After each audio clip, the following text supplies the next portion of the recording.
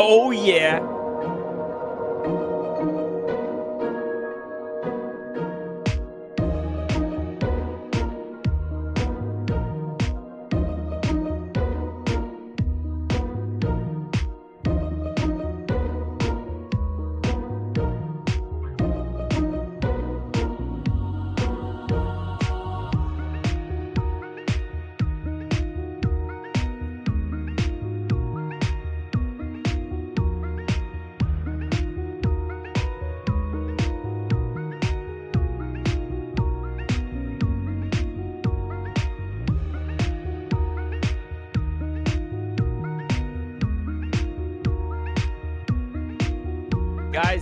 Guys.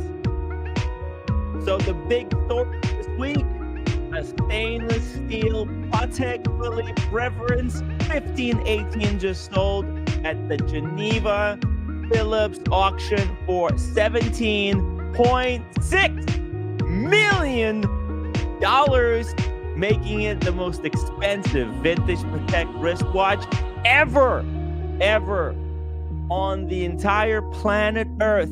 There is okay. Let me just bring it down. On the entire planet Earth, there is no more expensive wristwatch than this Patek Philippe Reference 1518. Now, this isn't just your regular gold 1518. This is a steel version, and only 4 are known to exist. The 1518 itself is historic. This model was launched in 1941. It was the first serially produced perpetual calendar chronograph ever made. No online bids, only phones and in-room collectors. Pure old school Geneva drama. The takeaway: in the high-end market, rarity and story still beats gold and hype. When Patek does steal, the watch world loses their collective mind, and somebody's wallet loses a few $1,000,000. Let's do the show, guys. Whoa. Okay, there we go. Holy fuck. Wowzers. For those who don't know what this is, let me just give you some key facts. On this beautiful wristwatch. Okay. Stainless steel Patek Philippe, reference 1518. This is a case number 508473, and it's got a movement reference number 863193. Sold at Philips Geneva Watch Auction for 12 million Swiss francs, which translates to 17.6 US. It's making it the highest price ever achieved for a vintage Patek wristwatch. It's probably because this one is widely to be believed to be the first 1518 ever made. So the steel examples are extremely rare. Most 1815s were yellow gold or rose gold, and this is super historically significant. 1941, world's first seriously produced perpetual calendar chronograph. Holy crap! Only 4 examples exist, that are publicly known. And yeah, the auction had no online bidding for this lot. So there you go. Now, what does this tell you about the watch market? Right, the watch market. It's all about rarity and provenance. If you're uh, looking at AP, and somebody's trying to sell you the latest AP tourbillon with the perpetual chronograph with the bulk metallic bezel, and tries to prove to you that this is going to be investment and collector's dream, not really. It's all about historical significance. Okay, rarity, provenance. The 2 words of the day: rarity and provenance. Okay, so we've got a watch that shouldn't exist, steel version of a gold reference with a full narrative. Um, it's been covered, by the way, in the video. So Hodinky did actually an article where the VVVIP, some hardest of the hardcore collectors, got together and discussed the watch. There's books and books and books that have been written on this watch. As you can see here, we can actually watch the video. Hello. Let's actually watch the video. What do you think? Because this is a big freaking deal. I'm Nick Falks, and I'm here with these most amazing men. Seldom has there been such a gathering of scholars, and such ecumenical quality as well, because you're all rivals. I mean, I've got the plan here. It's very complicated. Helmut, Dr. Krot, yeah, and Davide are rivals and advisors hunting top lots since the 1990s. Okay, Aurel and John, you were leaders of Phillips and Christie's. It's just like a Aurel Box and John Reardon. Holy shit. Boxing match. Aurel and Davide, Monaco legend, and Phillips back from Russo. And Helmut, John, and Nick as authors of Patek literature, which we have here. But the real star is the 1518 steel, number one.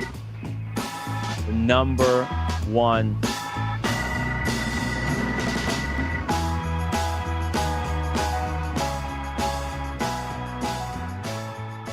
See, the reason this type of watch, I think, is super valuable, because this watch comes from an era where watches weren't yet created to be collectible.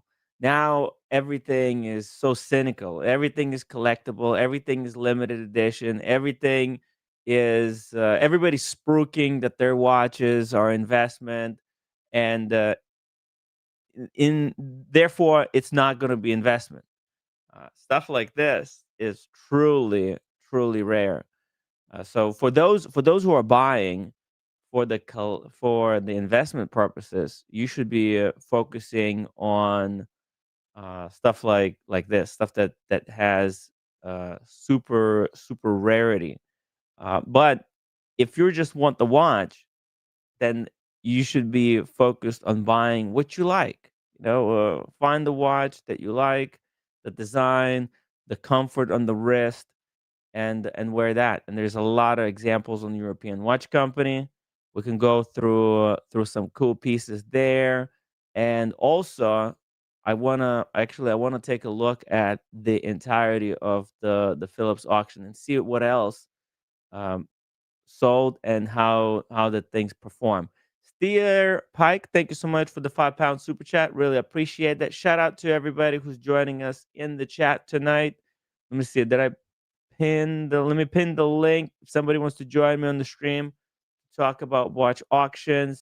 So let's just actually, you know what? Let's stick with the video. Let's watch the video a little bit, and then we'll let's just give it like 5 minutes or something. Rivalry and friendship.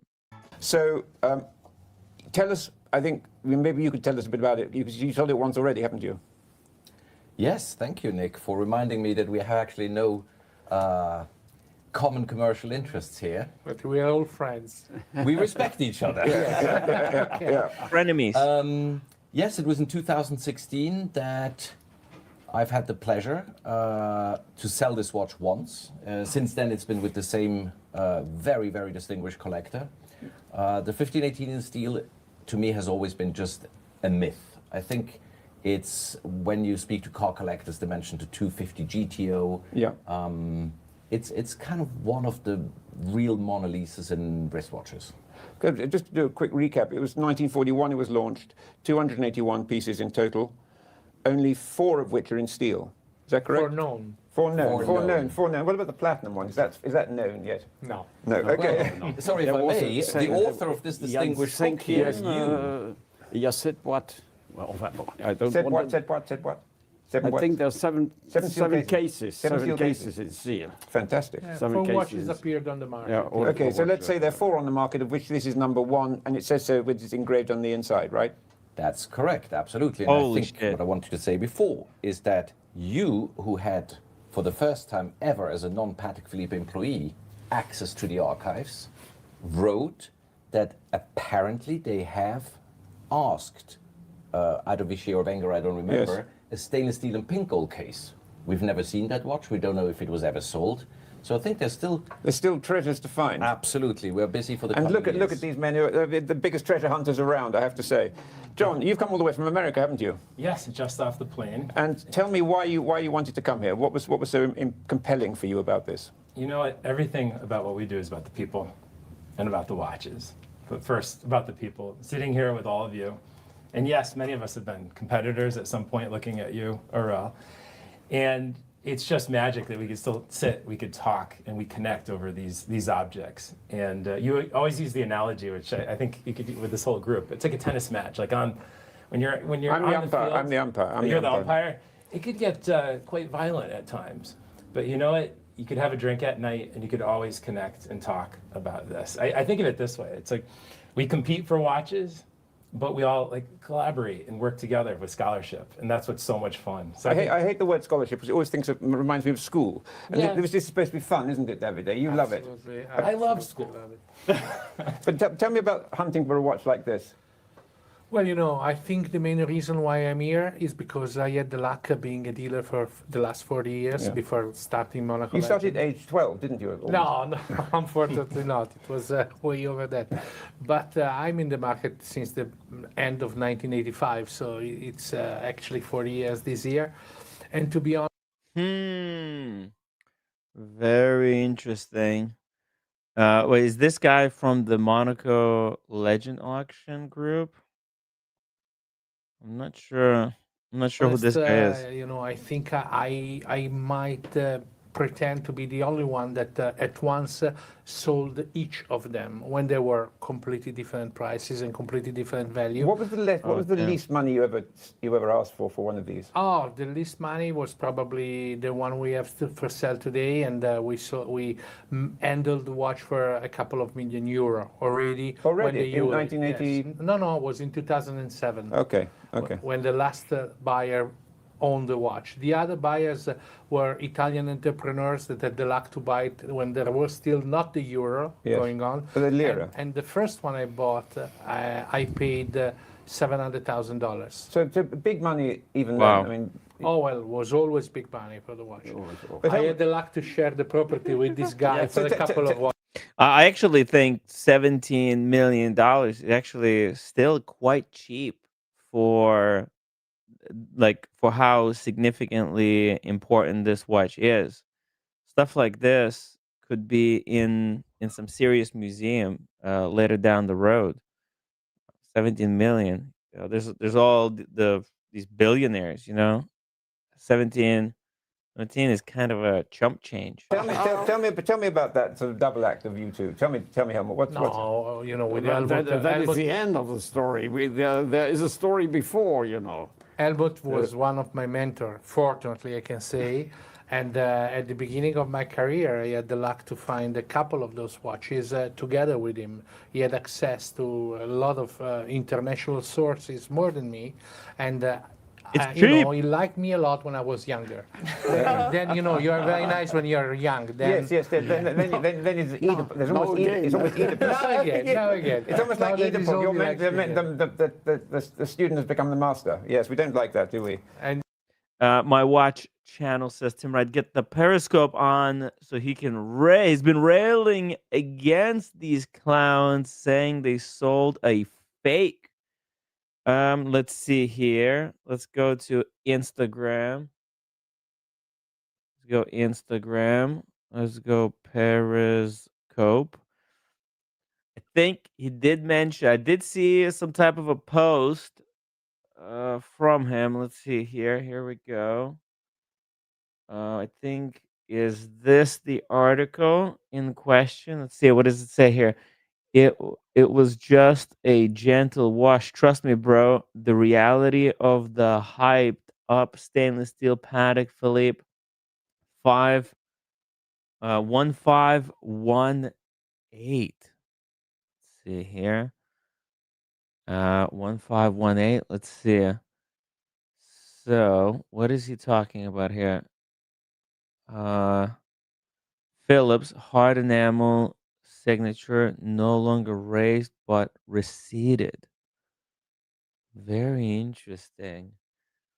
So he's saying it's the same watch. Is this supposed to be the same watch, but it's just in the pictures it looks different? Or are these two different watches? Very interesting. Strange artifacts scattered throughout the dial. Very, very peculiar. Hard enamel is recessed everywhere. Mm, very interesting. Very interesting, guys. I don't know what to make of it. Let's see here. Early Atelier says, I genuinely don't understand how Periscope can be making content like this and the auction house is still be in business. This makes the education panel of experts that reviewed the watch seem like clowns. If this is true, if I bought that watch for 28 million only to find out the panel of foremost experts to review it independently and no one mentioned this, what's going on? Yeah, it is very interesting. What is happening here? Hey, Sean, welcome to the show. Sean, can you hear me? Very peculiar stuff here.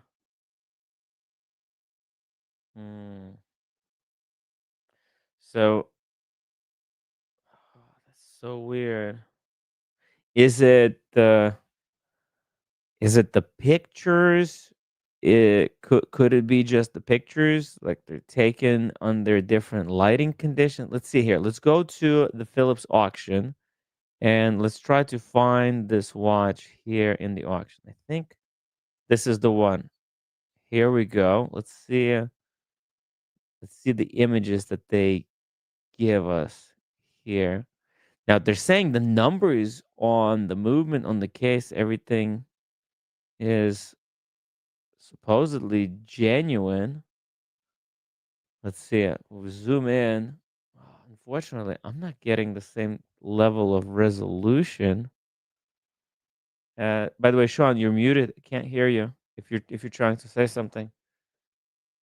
Uh, yeah, this is why auctions are tricky. They're saying that that this is a known buyer and he's reselling the watch back.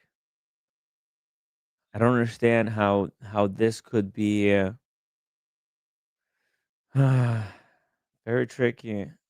These auctions, guys, they're very, very tricky. Hey, Sean. Oh, I think your audio is not working. Something's going on with Sean's audio, unfortunately. Um, wow, very strange. Let's see what what they've written. Maybe you need to reboot again, Sean. Let's see here. There's a lot of stuff that's written here. Um, okay, I guess let's just go catalog essay. Let's see what it says. There are watch models that, in virtue of their historical importance, rarity, and attractiveness, have soared above all the rest and are regarded unanimously by the community as watch collecting endgame pieces. Once acquired, a connoisseur can feel to have reached the utmost peak of collecting, he or she becoming part of the ultra exclusive club, which only the most discerning and demanding collectors can say to have joined. Hello? Hello, Sean? No, your audio is not working. Oh, I wonder what's going on. Yeah, you got new headphones. Maybe Hey, you need to. Oh, hey, now we can hear you. hey. Yeah, I have a problem with connectivity with my car. Hey, how are you, Timmy? Sorry about that. Sorry, everybody. Hey! I'm just looking at this world-breaking, uh, record-setting Patek Philippe that sold for 17.6 million US Is dollars. is that the 1518? That's the I That's sent right. you that video. I don't know if you. I sent you the link. I think this morning or last night, if I'm not mistaken. I watched it yesterday. Is that the one that you were playing with? Uh, yeah, let me double check. Yeah, with Nick Folks and everybody. Yeah. Yes. That was a great the get together they had. Yeah, this watch is amazing. Did you watch the whole video? No. I was watching it on the stream just Yeah, now. it is a great story, and the interesting thing is, I think the gentleman, the dealer, the Italian dealer, that's the second guy from the right. He's the guy. He's the Monaco. He has that Monaco auction house. Yes, Monaco He Legends auction. Yeah, and then he did had that big Cartier auction not too long ago. He's been at this, I believe, for like almost 40 years or so, and he's come across this 1518 in the past. And the gentleman to his right is the and I don't know how far you've seen this, but this watch originally was owned by a Hungarian collector, Mm, and and it's a really interesting story about it, and and they made, I I think they said there are four of these stainless steel 1518s that are known to be out in the market. They believe there's more of them. There are more of them.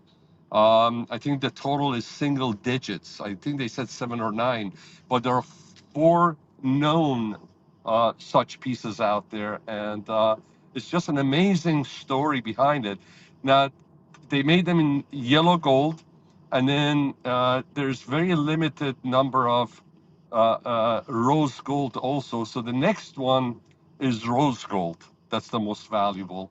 And mm. obviously, they're all amazing. They're all valuable watches. But what's amazing is you had obviously, this was the first time you had a perpetual calendar chrono, right? This is why this watch is such a grail watch. And it's amazing that back then in the 40s, they were able to make this watch with such a thin movement in such a wearable case. It's, and this is before computers were there. Everything was done manually. The calculations were done manually to make all those gears and the parts. Everything was manually made, and yet they were able to produce this watch, the movement, in such a beautiful proportions. So it's just an amazing watch. It's a true feat of engineering, Yeah, and an and achievement. yeah, and I hope that I don't know if you're going to be able to go through the whole thing because I believe it's almost an hour long, 50 some minutes long. But if you don't, I would encourage you and the folks that are watching this stream to go back and watch it again from beginning to the end because the discussion that takes place is amazing. I mean, just the simple questions that Nick Folks is asking, such as, "Hey, what is a Grail watch?" and these guys' response as to what a Grail watch is. That's really interesting. As a collector, or even if you're not a collector, you have a strong sense of interest for timepieces, and you're an aficionado of timepieces, even if you don't have a huge collection. I think it's a discussion that really should pique your interest, and it's really enjoyable. I plan to listen to get a cup of coffee, maybe on a ride tomorrow when I stop by from my motorcycle ride at a coffee house.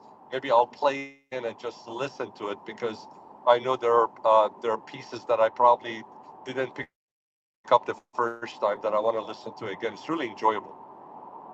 I guess I could go through the whole video. We watched already first 5 minutes, and it's Let's been do pretty that. good Let's so do that. far. I'll mute myself and I'll listen along with you. All right, let's do it. Let's do it together. Here we Let's do go. it. Yeah, no, And no, you no. know, we found one that was in service in Patek Philippe, and he had an access. You remember, he had Yeah. an access through a watch horloger over there, Yes. and we could handle to know who the owner was. So when the watch had finished the overall, we bought it in partnership. Yeah. We bought it in partnership, and at that time, we took the best chance possible. At that time, the best chance was to cross the river and to put it in Antiquorum. That Yes. it was at that Yeah. time the most important auction house, you know, the leader of the auction house. We are talking about 1995, 1996, Yes. this kind of. So, Actually, so just very quickly, Antiquorum is having one of the biggest auctions coming up on actually it's today and tomorrow. Oh, it's happening right now actually. Look at this. Uh and there's so many pieces and they're just selling for nothing, Sean. Yeah, Look at this. Look, this Gerard Perregaux for 1,500 Swiss francs. holy shit, Chronograph. that's Yeah, nothing. That's nothing. chronograph. Yeah, by the way, Antiquorum, for folks that are young enough that they don't know what it is, it was the OG mega auction house. And when I was younger, I would die to get their brochures, their pictures of the watches that they would put in their auctions. It was a major brand. Now it's Phillips, and obviously Christie's have always been their Sotheby's, but Antiquorum used to be it, in my opinion. Sean, they're selling watches for for nothing here, for pennies on the dollar. Look at this gold Omega on the strap, 38 mil size for 4,000 Swiss francs. This is That's that seems like prices going back to almost to mid to early 2000s. look at this Schumacher Speedmaster reduced for 2,000 Swiss francs. And It's that's a great piece. If you actually, that's something that I wouldn't mind picking up, because of the red color, and yeah, obviously if you're an F1 fan, and especially if you're a Schumacher fan and a Ferrari fan, that is a beautiful piece. And for $2,000, I mean, it's nothing. You got Longines that are more expensive than that, and it's an amazing piece. These are selling for French fries and chips, for fish and chip prices. No, let me just tell you this: you're getting champagne for the price of beer. Yeah, You know how exactly. they say you have Dom beer, Perignon. a champagne taste, beer budget? You're getting champagne for the price of beer. Oh my God, Sean, it's ridiculous. This is like look at you Zenith for 4,500. The El Primero. You've got let's see here. Oh my God, they have 600 watches that are selling right now. The half I think already sold, and the other half is gonna go for sale tomorrow. I highly recommend if somebody wants to get a piece, go register now before it's too late because these are just getting stolen. So here's the deal. Here's my take on this, Timmy. If you don't mind me, real quick, Hmm. jumping on this. The mega collectors, the ones with deep pockets, they have the money, and they're gonna buy these amazing pieces, expensive pieces. They're not going to be interested in these lesser priced pieces. These pieces that are your average guy, or somebody that's a true enthusiast of that brand, fan of that brand.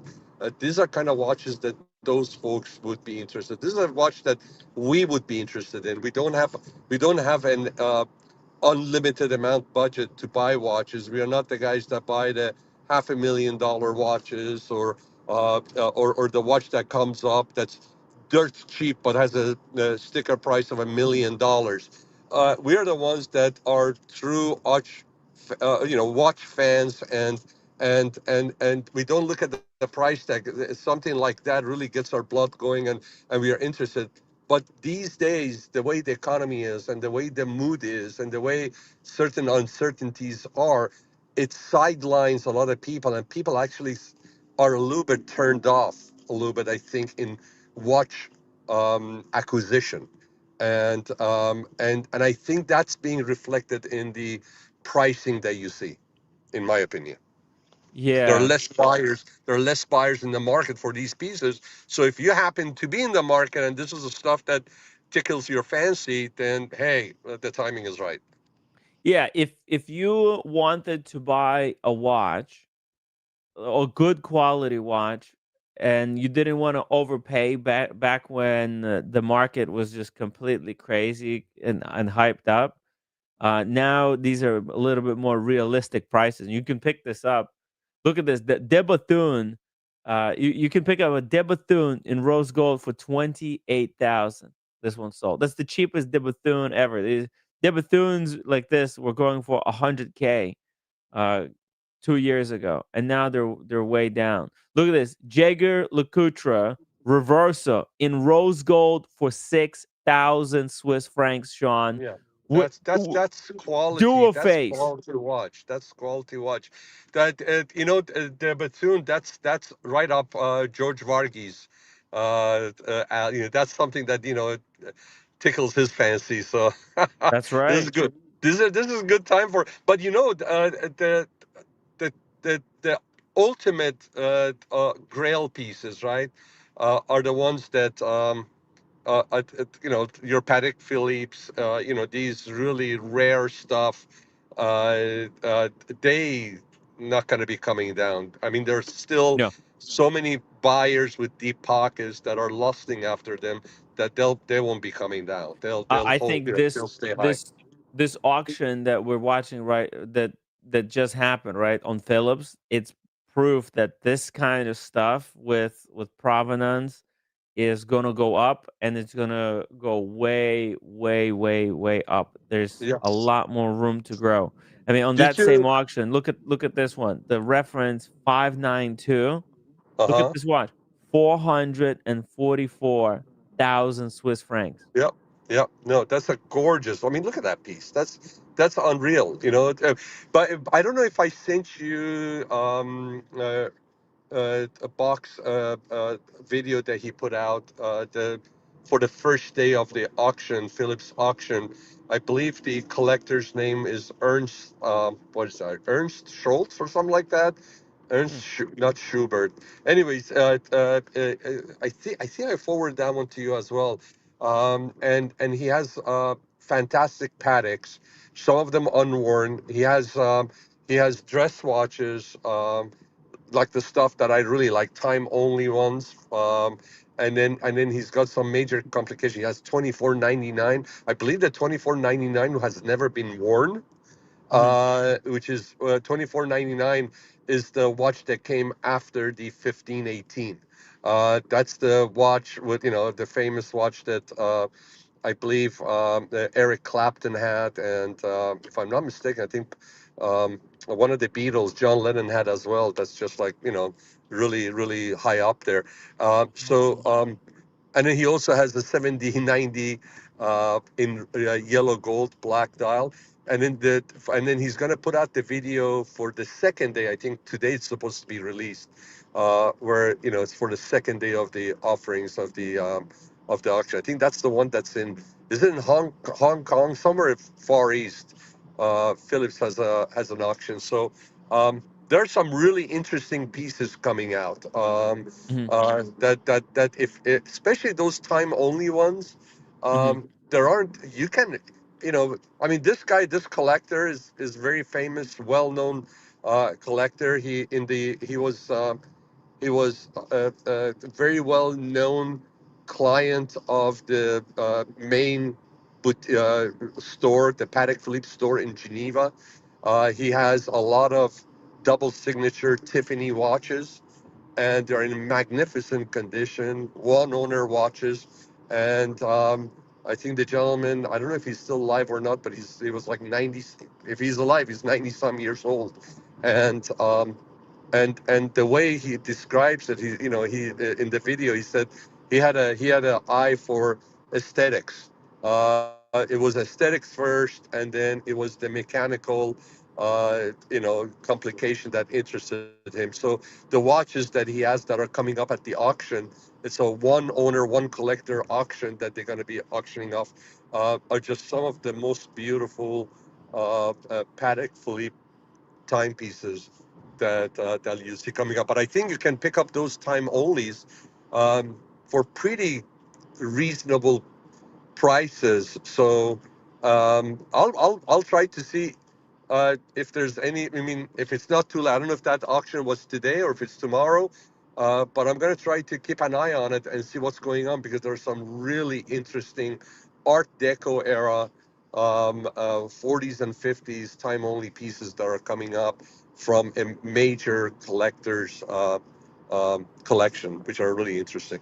Anyways, sorry about that. I talked too much. I'll shut up so you can play the video again. No problem. I was listening. I can't find the link though. You have to send it to me again. Okay, Is I'll this do that. the Antiquar? It's not the Antiquarium. You're talking about a different auction, right? No, this is Errol Bach's video that came out. Oh, okay, okay. I thought Ok I sent it to you today. If I didn't, I'll send it. It's just him. I mhm. believe it might have. I think it came out after this video. It must have come out. I think past a couple of days because maybe it came out a couple of days ago. Maybe it's Errol Box, and I forgot the collector's name is Ernst, Ernst, and Schultz, I believe, or SCHU. Some I think it was Schultz, if I'm not mistaken. I may be mistaken. Okay. Um, I didn't see it, but yeah, if you Okay. send it to me, I'll pull it up and share the link and in the and chat. he's such a easy guy to listen to, right? I mean, if he sounds like full of himself and all that, and you think sometimes he has a lot of puffery, but if you Yeah. listen to him, actually, he has some interesting things to say about the timepieces and the way he. I mean, even in this discussion around that round table that he has with all these people that are so know so much. I mean, you got Nick Folks that wrote the alternative alternative book on Patek Philippe, and then you have Helmut. I believe the gentleman's name is Helmut. Is the gentleman that also wrote a book on I believe it was Patek's, and they're all there. And but still, when Errol Buck starts talking about, or he answers questions or talks about timepieces, the rest of them do listen. He Mhm. has a way of expressing his feelings and just laying it out there, and yeah, he's a good storyteller.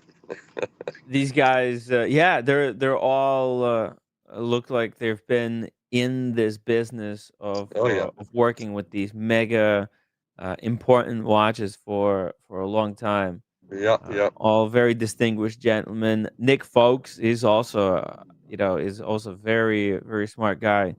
He yeah, knows a lot about watches. He's writing right now, basically definitive history on every single Rolex model. He's finished the yeah. Submariner. He just finished the Datejust. He's doing another one right now. Yeah, Uh, no, he has. Yeah, I by the way, when the interesting thing is when they reflect back and they talk about how much some of these pieces that now are going for millions, yeah, and went for 17 million, which is right up with the Paul Newman, right? Paul Newman. Um, these watches, even back in the 80s, before the internet was available, where everybody, now everybody has access to the information in such an easy, readily available manner. Before it wasn't there. So even back then, these timepieces were going for $80,000, and which was a lot of money back then, a lot of money back then, but nothing near what they are now, obviously, just because the information era and accessibility to the information has just got so many people into the game that the prices have just escalated to where they are, and it's just amazing. But with that being said, don't get discouraged, because you're gonna get discouraged as far as, oh my God, these are untouchable, because there are modern day 1518s that are not known yet, that 15, 20, 30 years from now, they're going to be coveted like 15, 18s are now. So have the eye for and you know, if you got a sense of what you like and you have an eye for good stuff, you can pick those under the radar pieces that eventually down the road the masses will realize, oh shit, this is something special, and it will gain value and it will pick up momentum and it will become a hype piece. So don't think this is it.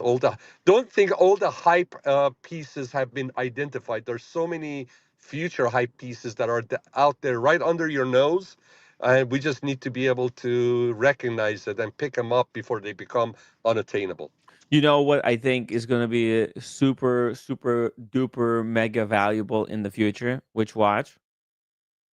Which watch?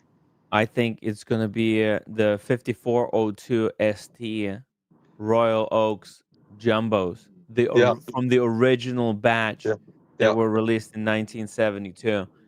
There's, you know, there's some on Chrono 24 right now for like 53,000. yeah, They're around 50,000. Yeah, there's still a lot of those. I think later down the road, I think there was like 1,000 of them produced, which yeah, is actually it's not a big number if you think about it. 1,000, yeah, and there's some of them in such rough condition without box and papers. yeah. I think if somebody can get one with box papers, everything with some decent provenance, those could be kind of $1 million watches later down the road. No, I agree with you, but that's a very, very, very niche market, niche band. When you're talking about a special perpetual calendar chronograph in such limited number that's made, you're gonna have a wider uh, group of people that will be chasing it, right? And also. There are so many variations of royal oak that are very similar to the 5402 that you're referring to. They're very similar looking and so forth. So Yeah, I don't. but that's the thing, Sishan. All of those similar looking ones, eventually people are going to realize that they're just derivatives of the original. It's the same thing with like with this Patek 1518. There's so many perpetual calendars that Patek has produced since then, but they all harken back to this original one. That's why it's so valuable. But I think people don't understand that with the Royal Oaks. They're for now they're still chasing the latest ones. Yeah, But I'm like in years to come. I'm not saying you know in the next 5 years, maybe like in the next 10, 20 years, when the market is so saturated, where there's so many Royal Oaks, and that's when people will realize that all of these different alternative versions, they're all meaningless, and the only one that matters is the original one, and everybody will want that OG, kind of like with this perpetual, right? Because it's yeah, the first perpetual, right? Think about how many perpetual calendars out there. There's perpetual APs, there are perpetual Vacherons, but there's only one original perpetual, the first, yeah, you know, the one to rule them all. It's this one, the 1518, and yeah, perpetual being such a significant complication yeah. Yeah. in the space of Yeah. wristwatches. No, and quite frankly, that's why a piece, another one of those, that gentleman that I just said, the mega or collector that has his Pateks going at the auction. He has a beautiful Patek 96. I mean, talk about Mhm. Yes. Calatrava, the original DOG. I mean, we Yeah. talk about 1569s and or 51 96. 96, the one I have and your stepfather has, or you know that's the 96 is the original, That's and it. when you see it in video, you go, wait a second, it hasn't changed much from 51 what was that 50, I forgot my own reference number, 5196, and and that's amazing that nearly 90 years ago they nailed the dial design. I mean, they nailed it. And 90 Yeah. years later, the best that the Patek could do was go back and remake that watch that they made 90 years ago. How crazy is that? They just, it was perfection when it came out. And this watch 1518, as they will discuss it and you'll see it, the reason it is such a, I don't even know if the Grail watch is the right word for it, because there's so many different Grail, and Grail means a lot of stuff to different Hmm. people. But it's such an iconic, or such a unique piece among the iconic timepieces out there. Is not only it was the start of, or it was the first perpetual calendar chrono that and the design of it impacted the following watches that Patek put out. But as they will discuss, it also impacted Royal Oak, and I mean, it impacted Audemars Piguet, or impacted Vacheron Constantin, impacted the other manufacturers where they used that dial layout in their watches. I mean, you know what I'm talking about? It's just like it's the Mercedes,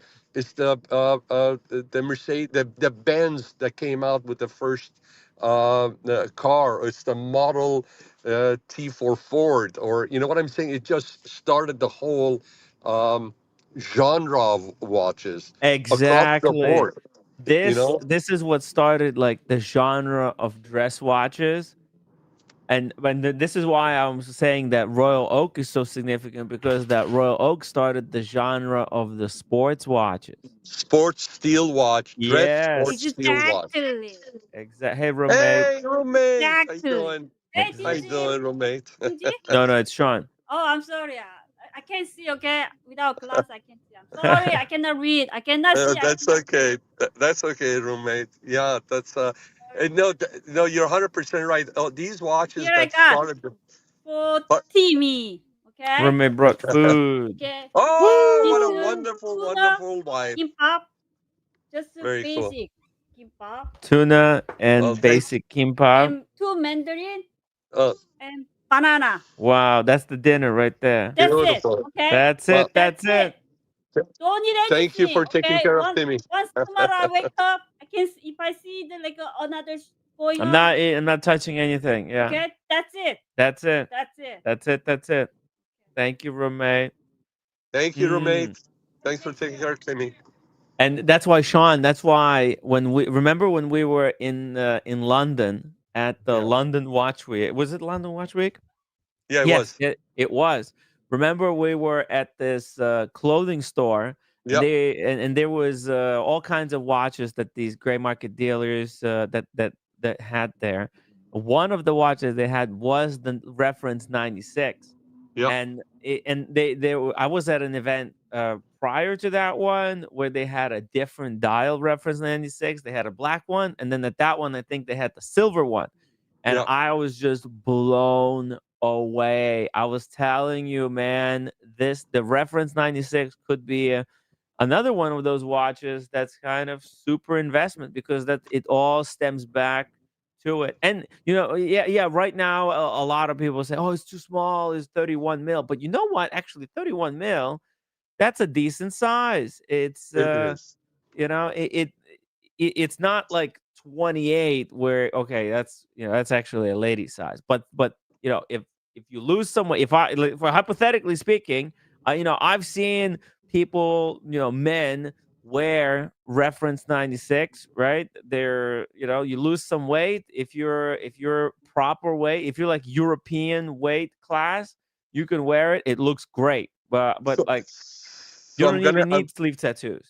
yeah, absolutely. And I'm going to tell you something. In my opinion, it's interesting that people that like watches, they like cars. People that like cars, they like watches. But when you're talking about a smaller watch or a larger watch, and some people say, "Hey, it's too small for me." There are people that have gigantic uh, Mercedes Benz, Cadillac, whatever you want to call it, SUVs. but they also have their two-seater in the garage. Yes. Not you don't need to be wearing. You don't have to wear a small watch every day. You don't have to wear a big watch every day. But when it comes down to these classic you know, Art Deco type 1940s, 30s Art Deco, or 1940s and 50s dress watches, or even the chronographs. The true styling is the smaller ones. That's what it looks like. It's just like you, if you want to buy a 1950s or Alfa Romeo, you're not going to get a car that's the size of a Corvette. You're gonna get a car Right. that's a smaller car, and you Yes. can you can have your big car, but when you jump into one of those little Alphas, if you jump into Alpha 2000 GTV, or if you jump into Giulietta, or any of these, it's a smaller car. It depends. It depends on when that watch car was designed, what era was it, which country came out with.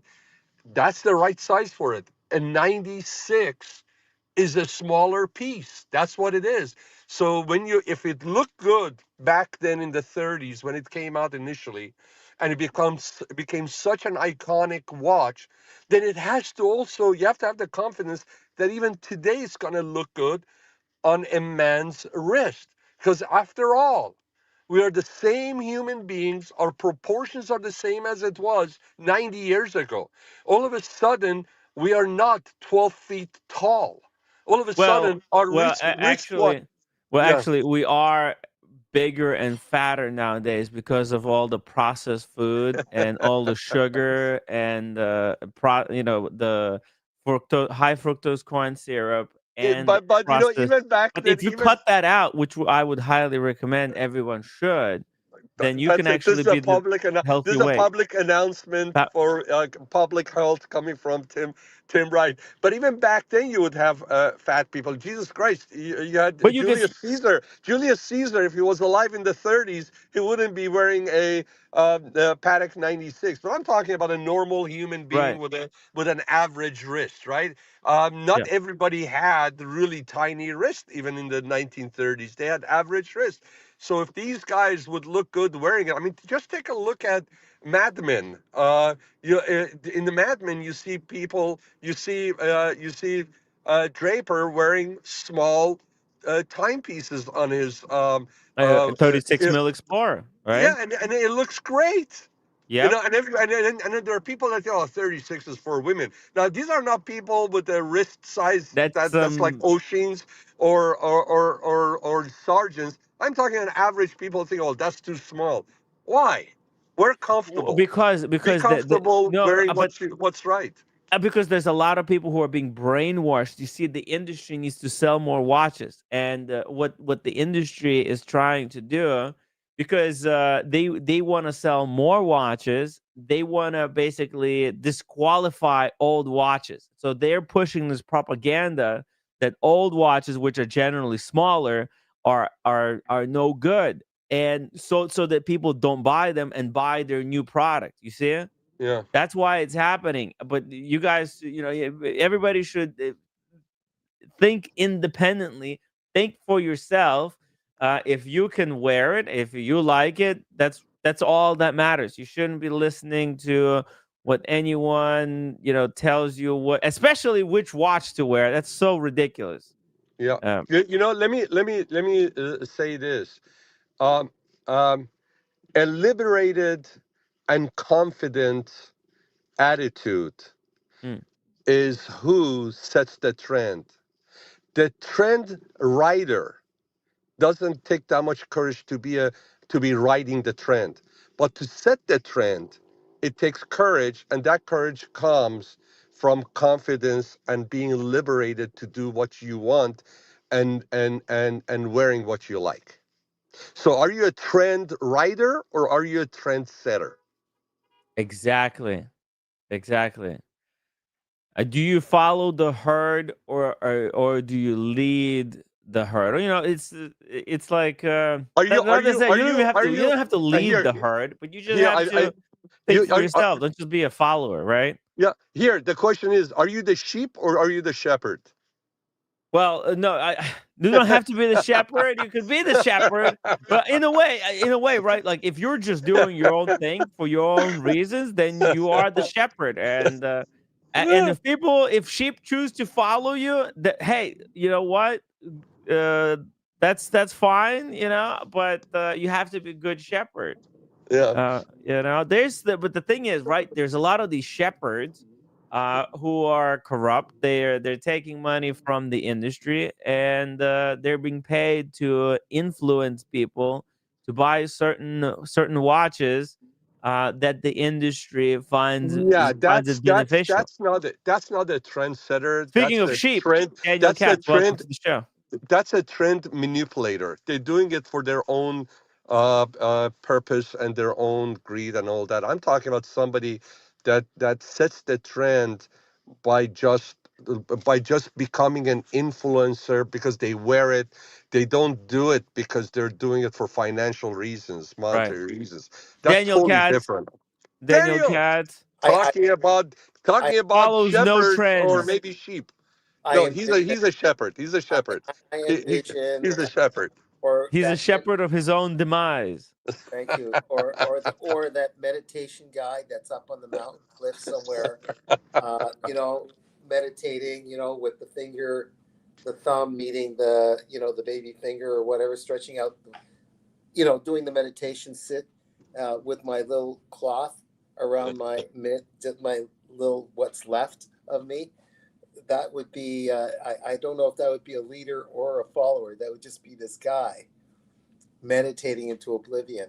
Daniel Katz does not conform to any shepherds, any philosophies. You're just doing your own thing, right, Well, Daniel? No, no, I like some of the philosophies. It's just that you can sort of do your own thing, but be aware and acknowledge different philosophies. And there's some Mhm. good in maybe all of them. no, Oh, 100%. you pick Let out me good just stuff from let, different philosophies and follow that. Yeah.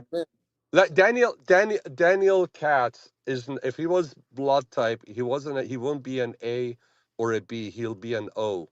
Daniel is not a he or a she.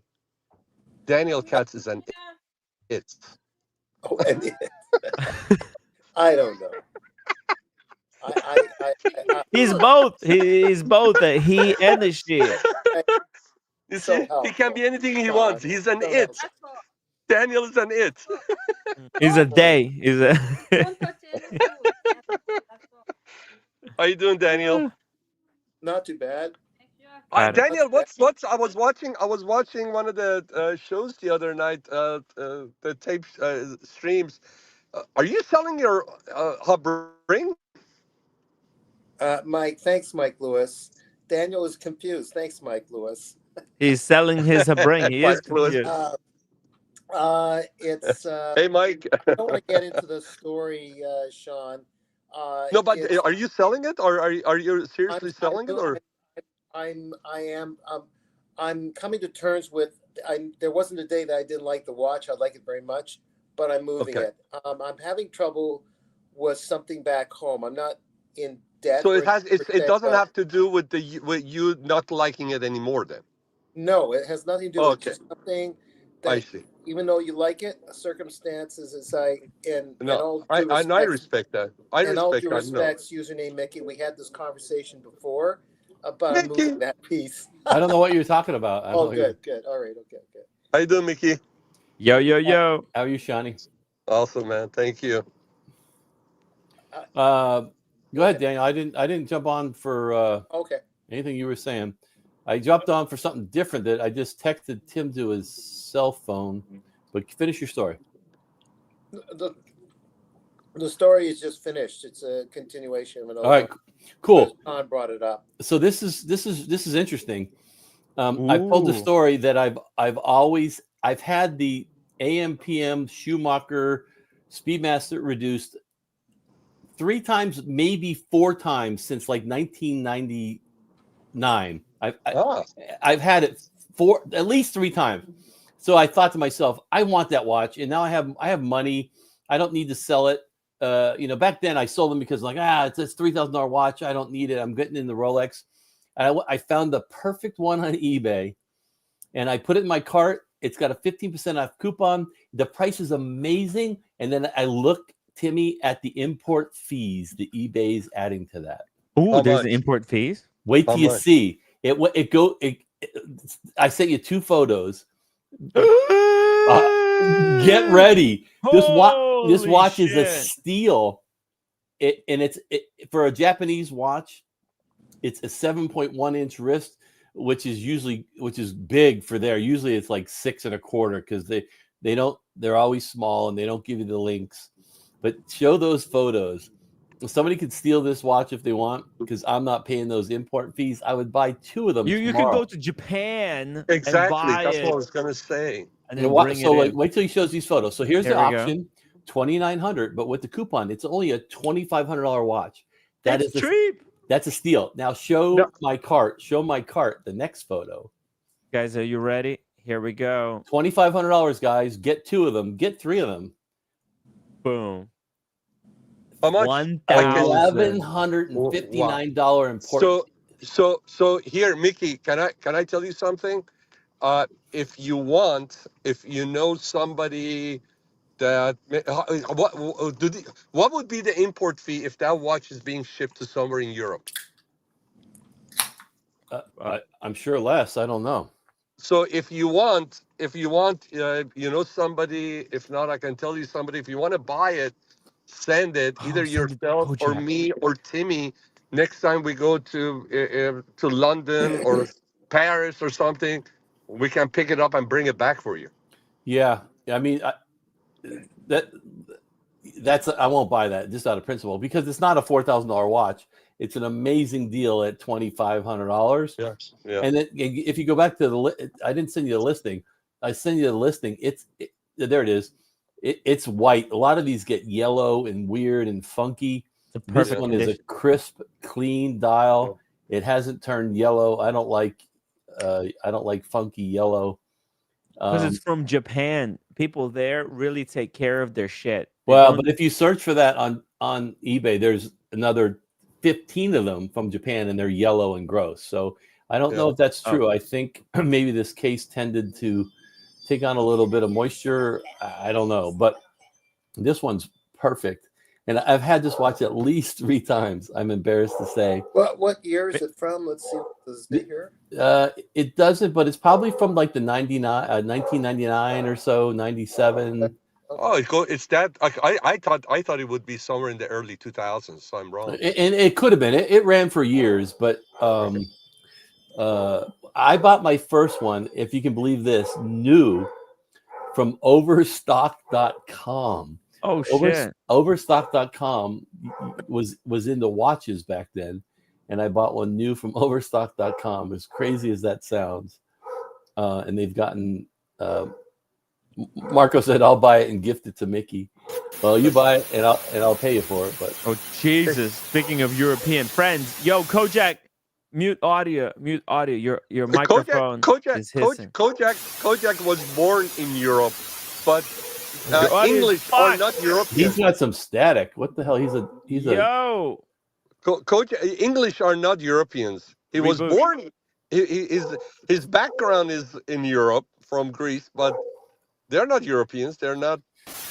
Juve66 says from Japan to Europe is almost the same as to the US. So it is. Okay, then. All right. Then you have to go to Japan then. Yeah. Your audio is fucked, Kojak. Reboot your audio. Holy shit. Reboot your stream. Dude, and I almost clicked buy it now because I'm like $2,500. Okay now? Now it's good. That's great price, Mickey. Are you kidding me? Yeah, and guys, it's a cool watch, and I'm an open book. Back then, I was wearing Submariners, and I wanted Rolex, and it looked a little small on my wrist. And whenever I bought the old ones, the bracelet was always so short. I had to put it on a strap. I never had a bracelet. It came with a bracelet, but it was a bracelet like it would fit my wife. So I would sell it, and every time I sold it, I made a couple $100, and I said, whatever. But I've always wanted this watch in my collection just because. But You should get it back, Mickey. It's a beautiful. Maybe let's go to Japan. Let's go to Japan. What's a ticket to Japan right now? Probably Well, I mean, just a little more than the import fees. I'm sure you're going to be able to find something that's going to be more than this. You can get this one, but a lot less than you can get something from locally. I'm sure. Well, You know, I looked on eBay at least for North America only or US, and there's none. But yeah, there's like I'm sure it will 20. There's pop like up. 20 of them in Japan. Yeah, but you know, most of the fun is the chase, right? Yeah, So oh yeah. just keep an eye on it. It will pop up. Speaking of Just like with the last Patek that I got, if I would have, if I would have been so anxious to pick the first one or second one that I saw, I would have overpaid. It would have been polished item. It wouldn't be Right. new old stock. Sometimes And if you getting it force from it, somebody that's a couple of miles from where I live. You know what I yeah, mean? sometimes you force it, and you have to be patient. And I don't want to Exactly. talk about Panerai because Kojak's here, or listening. But I've looked at a lot of Panerai over the years, I love five, Panerai. 6, 7, 10 grand, and I spent $3 grand on mine because Yeah. I just waited till the right one, and then I knew it was the right one, and I pulled the trigger. No, you know what, Panerai. I'll never. I don't know if I ever gonna get. I may get a second Panerai, but I'll probably never have three Panerais, right? But I love the Panerai style, and when I wear it, I enjoy it. It has its own DNA, its unique DNA, in my opinion, and the stories are good. I love the country it comes from, Yeah, and I can't and wait to go back to Italy and wear it. That's the exactly. only watch I'm taking. You know, um, and my collection is not big, but I have 2 Omegas, I have 2 Breitlings, I have 5 Rolex. I needed a Panerai, right? It just seems Yes. like it's something I needed. When I'm dead, my son opens the watch box and shows somebody and goes, "Your dad was pretty cool. He had some shit." Yeah, yeah, yeah, Good yeah. shit. Yeah, wait, Anyway, Dad, so thanks for $1,000 if I want to fly coach. It's Yeah. less than the import fees. Well, you got to get this one. You got to go the main classic because Well, otherwise you're because not I'm eligible. diamond, You I get. can immediately pick my seat and then immediately pick an economy comfort seat, even on international. Oh shit. Yeah, Okay. so Well, dude. I'll fly Delta Comfort for free. Or you could Man, save $100. I'm flying this coming week to Chicago, and the following week I'm flying to Dallas, and I'm not happy about going with all the craziness at the airports and the flight Ooh. cancellations and all that. I'm not Yeah, looking forward to it. We are not even sure if the one 2 weeks from now in Dallas, we're not even sure if that one's gonna be in person or not. But my next flight's not till December 3rd, and I'm hoping it clears up by then. yeah, I mean, I hadn't flown in a while, and all of a sudden I got two trips the month that we got all these issues. Hey, How exciting! John, only because it's content for the show. My video came through.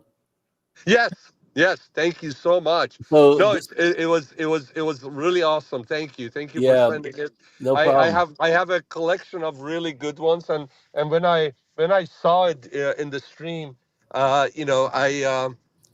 really enjoyed it. And yours was more like a um, uh, uh, uh, uh, more like a pre-purchase inspection. It was Yeah, that was my PPI, right? first. That was my first oil change. So it was Oh, free. okay. Yeah, it was free. So and they replaced my tailpipes. Did you see that part where the Yes, tailpipe yes, yes. they How they awesome is that?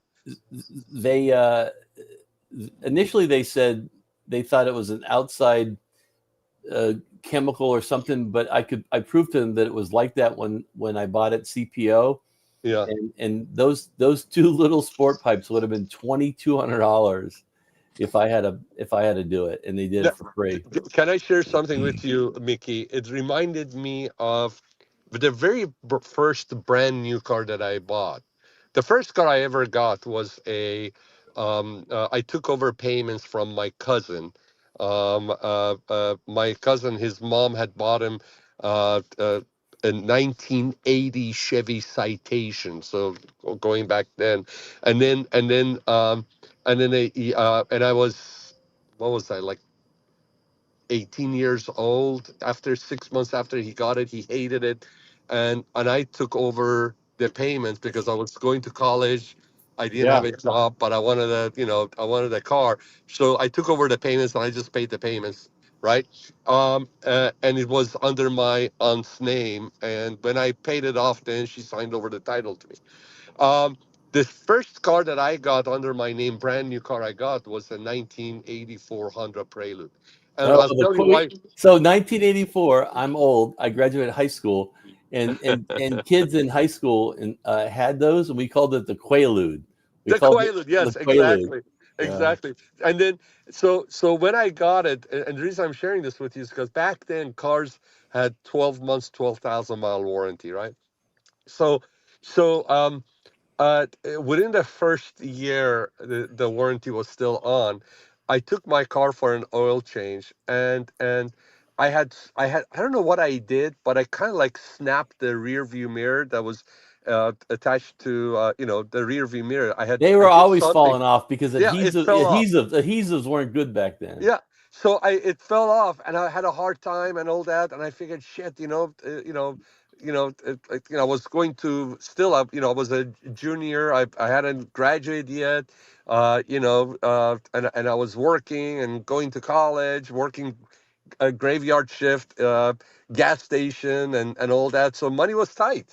So I'm Yeah. like, shit, I'm not gonna fix. So the thing was just dangling. No, it wasn't even dangling. It was sitting on, it was in my glove box or something. So I take the car in and I get an oil change. And when I pick it up, I see it's fixed. They put a brand new one on. Oh And wow. I didn't realize it was under warranty because I Oh yeah. figured I You were broke young. it or You were something. young. Yeah. And it felt so good. It was such a sweet feeling that they did something that I didn't expect. Yeah. And that's exactly the feeling you got by doing that. And that's why every time we get a chance, we try to do the same thing for the customer, It's a because little you something always extra. want to do Little something something extra. more Yep. than what they expect. You know what I'm Yeah. saying? And to me, that's the best. Every advertising at best is two-dimensional, whether it's on paper, whether it's electronic. But when you do something like that and you make somebody's day, to me, that's a three-dimensional marketing, because they won't forget it. Yeah. They'll remember it for a long time. And here I'm talking about since 1985, and shit, I'm talking about exactly 40 years later. I'm sharing this experience with you guys. Yep. That tells you how important it is, right? Yep. No question. Yeah. That's how the first time I bought an LL Bean sweater. I used to live in Portland, Maine in a previous life. We Yeah. used to go up to Freeport all the time, and I bought an LL Bean, like this blue and white. It's a classic pattern, like checkered sweater, and I literally wore the elbows out. Like I wore it all the time. I took it to the store. They said no question asked. They gave me a new one, and I left. And I've told that story. Now I've told that story 30 years Yeah. later. That Yeah. Yeah. wow, like it goes. So everyone's wondering what we're talking about. I sent Sean the 3-minute video that my Porsche tech sent me and he went through the whole everything he did. He showed me the used parts. He showed me how he torqued the drain plug at what he said certain Newton meters of torque, and he showed me how he put a white paint line there. Like that was cool for me. So Yeah. No, Do you 100%. mind? Do you mind? So my Can you? my- Sorry. I- First of all, does sorry, my sorry, go audio ahead. work? Does my audio work? Yes, it does. Yes, it is. No, you're good. Ah, You're good. Sorry, You're good. I just wanted to just make sure that it was working. Didn't No, want to have good to have a you. ray Real, race. real quick, Didn't I want to have just a ray wanted race situation going on. That's all. I just wanted to real quick to wrap this part of it up. Mickey, I'm going to be sharing it in our next tech meeting with our technicians, because whenever I see a good one within our team, or Yeah. I see a good one that somebody shares with me, I always try to play it, and so they can model it. They can see what a good one looks like. So thank you for sending it to me, and I'm going to be playing it this week's tech meeting. Okay, no problem. Sorry, guys. It was kind of a one-on-one conversation, but Yeah. I love that you reached out to me for that. That's great. Keep my number. No, I appreciate that. By the way, going back to what we were talking about, have you guys seen this round table discussion that Timmy was playing? I was watching it live when Timmy was playing it. Yeah, those guys. Yeah, it's a really a cool one. Hey guys, I'm going to be going into the parking structure. It's 3 floors down. I'm going to be switching cars, Just before and you I'm going to shoot off, lose you. just before you shoot off, Sean, I picked Yes, up sir. I picked up a couple of stogies today. Can you guess what they were? It had to be. Did you pick up what we had together at Lanesboro? Maybe. Ah, I love you. I love you. Are you going to be But smoking it tomorrow? well, not indoors. There's Port Laranaga 47 UK edition, 2021. There was the last 6 they had. I ended up getting 2 of them, and And so they so are. that's beautiful. So here, whenever you're ready to smoke it online, let me know, and I'll take, Well, because I picked up a couple of those that we yeah, we we why we not? got. So But I'll smoke mine on this one, but and we'll better, just pretend we're next to each other no, but in better than person. that, Sean. When either I have to come to you and we can smoke them together, or you come over here to London and we'll smoke them together. I love it. I love it. Thanks, my man. Hey guys, this thing's gonna cut off, so I'm just gonna say goodbye to you guys. Are If I you can, joining I'll us jump back tomorrow? on. Are you joining us tomorrow, Sean? I'm Because we're gonna, I'm doing gonna. some If I'm not unboxings. riding a motorcycle, I'll be joining you guys. Last week, I didn't. Sunday, I didn't ride the motorcycle, but I drove my car through the canyons, and I went to a really cool hangout place, and all of a sudden the day got away. But no, if I'm not on a bike on 2 wheels or 4 wheels, I'll be with you guys on the stream. Brilliant. Good for you, Ride man. safe. I was texting Timmy today. I went for a 4-hour drive today with a couple buddies, and it, it How was it was fun it is was that? it was glorious, dude. Just being with guys How and fun is zipping through that? the Yeah, mountains. And yeah. it was funny. I sent Timmy some videos. There's this big apple orchard up there that and they have all these bakery stuff. It's like this big place. It doesn't matter. And I bought an $18 box of like bruised apples, and Yeah. we pulled over and we found this Organic. farm that had all these cows and donkeys, and we spent like about an hour feeding these cows and donkeys. And that sounds like the stupidest story you've ever heard, but like if I wasn't out there buzzing around, I wouldn't have done it. It was the funniest thing I've done in 20 years, feeding donkeys and cows apples. But That's cool. Just make yeah, sure you don't get kicked by him. no, I'm smart. Mickey, for the younger folks that are on the chat.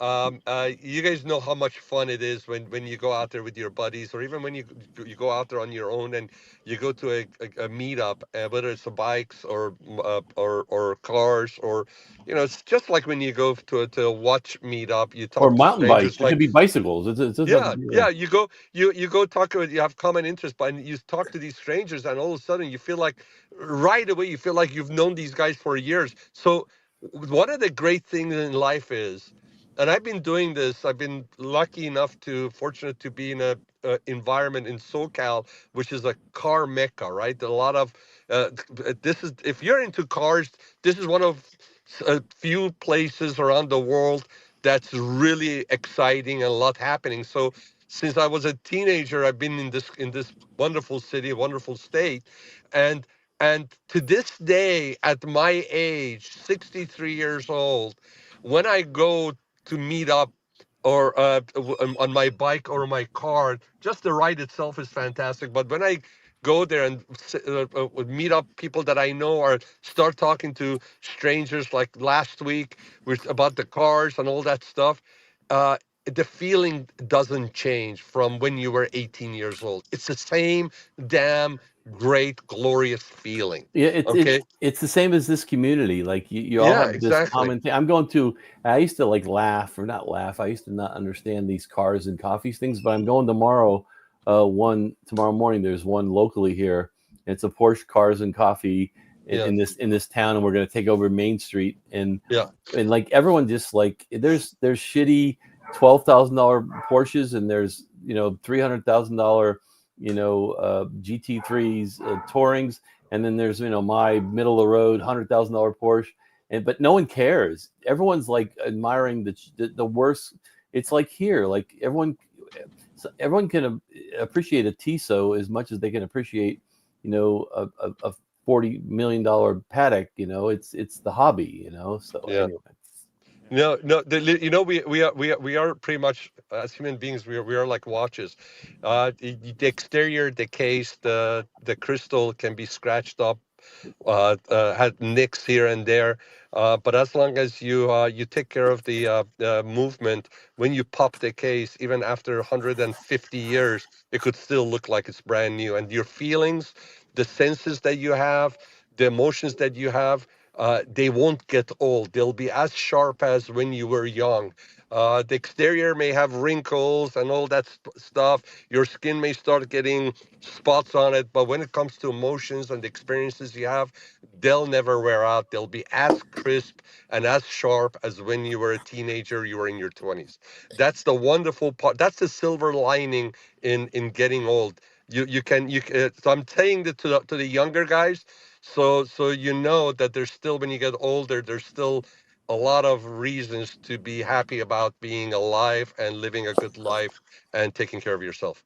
Anyways, Well, guys, I'm gonna jump off. All right, Well, Sean. it's like the freshness of a child and the wisdom of an old man. The There you go. freshness and Yeah, awe. that's Keep great. the rubber side down, Sean. All right, my man. And You Sean, got it. I sent Timmy a picture. I came home and hand washed my car. The last time I hand washed a car that I cared about, I could care less about any cars. I sat out there and hand washed the car. Let's And that's let Sean go because he's Yeah. got stuff to be doing. you know, I Sean, appreciate I so we have appreciate what you so guys. Mike has an unboxing tomorrow, I'll and be on. my I'll be wife on has for that. Do and me a my wife favor. and my wife has an unboxing tomorrow as Oh, well. then I have to. No matter where I'm at, I have to be on for that. Mickey, the best way to know every curve and every inch of your car is to hand wash it Yes, and then sir. dry it. Awesome. Take care, guys. Bye-bye. Take care. Take See care, you, Sean. Sean. Bye. Wow. A double. Sorry, that was like a Mickey Incredible. Sean conversation, guys. I apologize, but Was I love his stuff. enthusiasm. Normal programming has resumed now, so it's no longer the Okay, customer service call to. Nothing like some car talk on a Saturday. we're back to boring, droning Greek Englishmen to tell us Well, about Omega. it could be worse. We could be talking about Panerai. Oh, too late.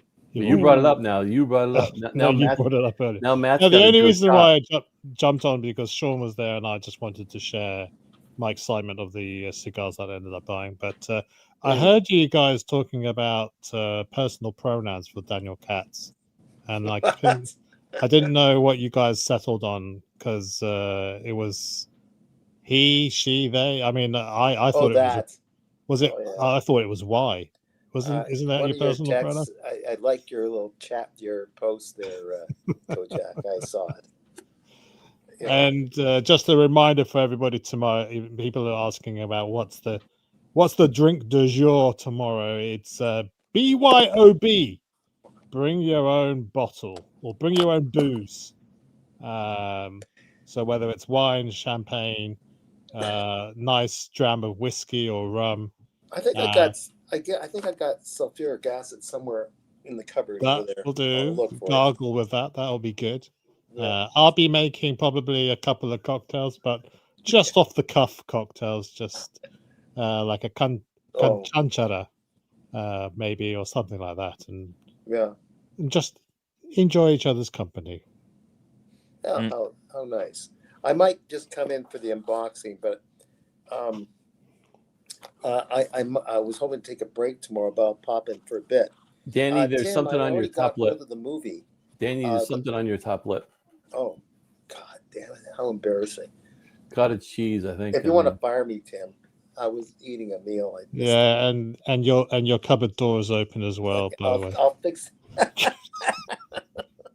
I'll fix it in a second. Thank you, Okay? Kojak. Thank you, Kojak. I've given up. I mean, unless you're worried that you're going to wear out those hinges, but I'm sure they're okay. I'm the only guy that can spend 4 hours cleaning the apartment, and it'll end up messier than it was before. I identify as a grift/grinder. Mike's Grift asking if grind. Baby Sham is allowed tomorrow. Yes, Baby Sham or any other type of Perry is allowed. Tomorrow is a BYOB, bring your own booze. That's Yeah. right. That's right. That's right.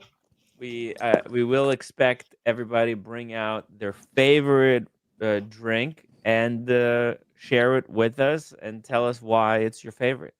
It doesn't, and if you don't want to drink booze, No, you that's could be okay. anything. It could be Yeah. anything. Bring your own non-alcoholic substitute. Yeah, it could be, it could be non-alcoholic. You can just Yeah. bring some tea. It could be coffee. Yeah. Oh, It interesting. could be Yeah. whatever you want. Yeah. And then Yeah. we'll take the piss out of you. That's okay. Yeah. Yeah, exactly. And we're gonna roast it. Roast it. Roasted, You know? right. By the way, we're gonna so we got two unboxings tomorrow. Bring Mhm. your own booze. And we're gonna talk some watches. There's a whole bunch of new releases that happened that I haven't covered, so we can cover that as well.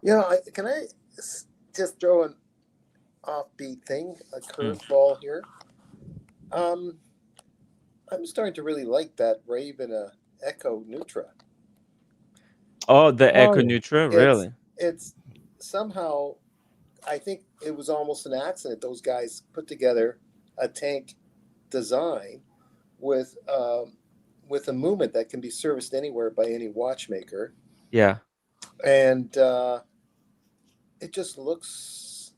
Someone said it's kind of gothic, like if Frankenstein. No, sorry, not Frankenstein, but if Dracula at a cocktail dinner had a watch he wanted to wear, this would be the one. Not that I'm trying to praise Dracula. I'm just.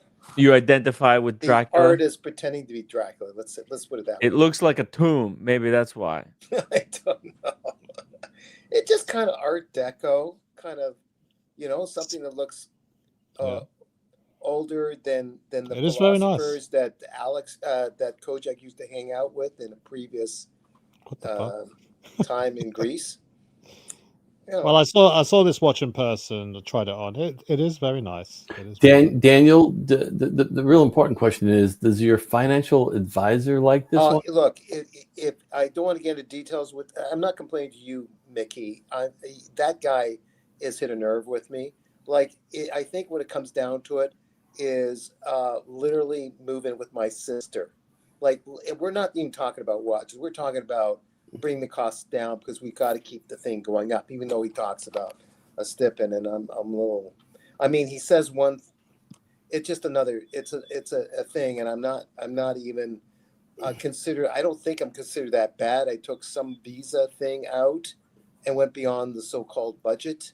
You can. My suggestion. We don't want to talk about this, but you should interview other people and tell them. I'm trying to, and not tell them his name. And just say, here's what's going on. Here's the money I have from an inheritance or whatever it was.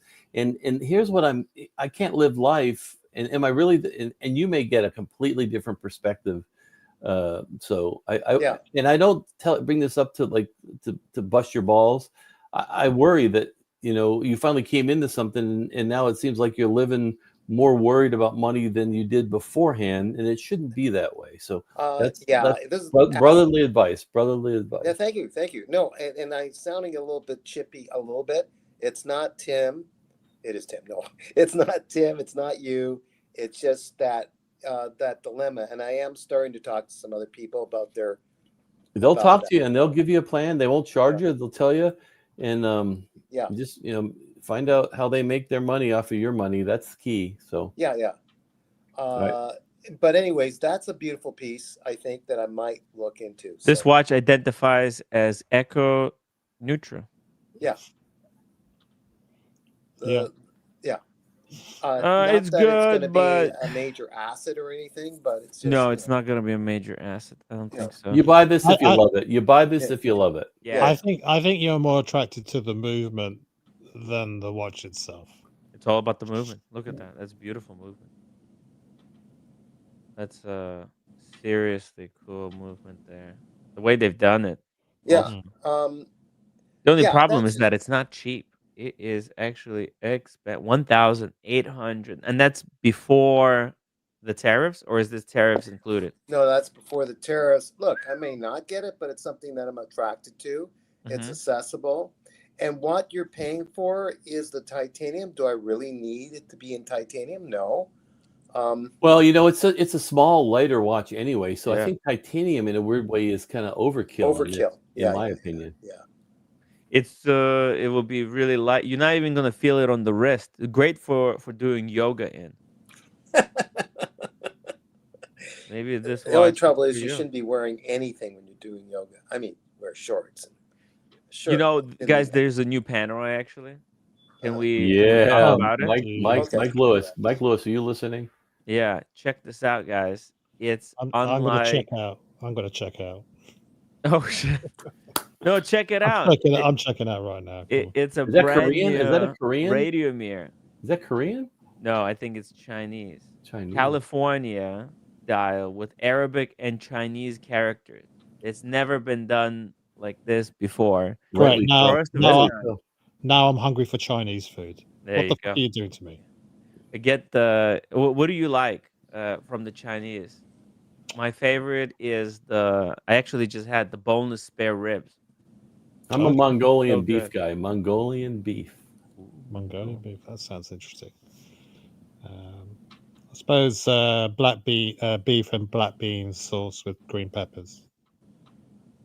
You have to. Have you tried the boneless spare ribs? It's the best. Yeah. I was going to be very specific to the restaurant you go to. Mhm. The one we go to has these these prawn toast. The prawn, the depth of prawn is about an inch, and it's like just super succulent. It's really, really nice. It is lovely, yeah.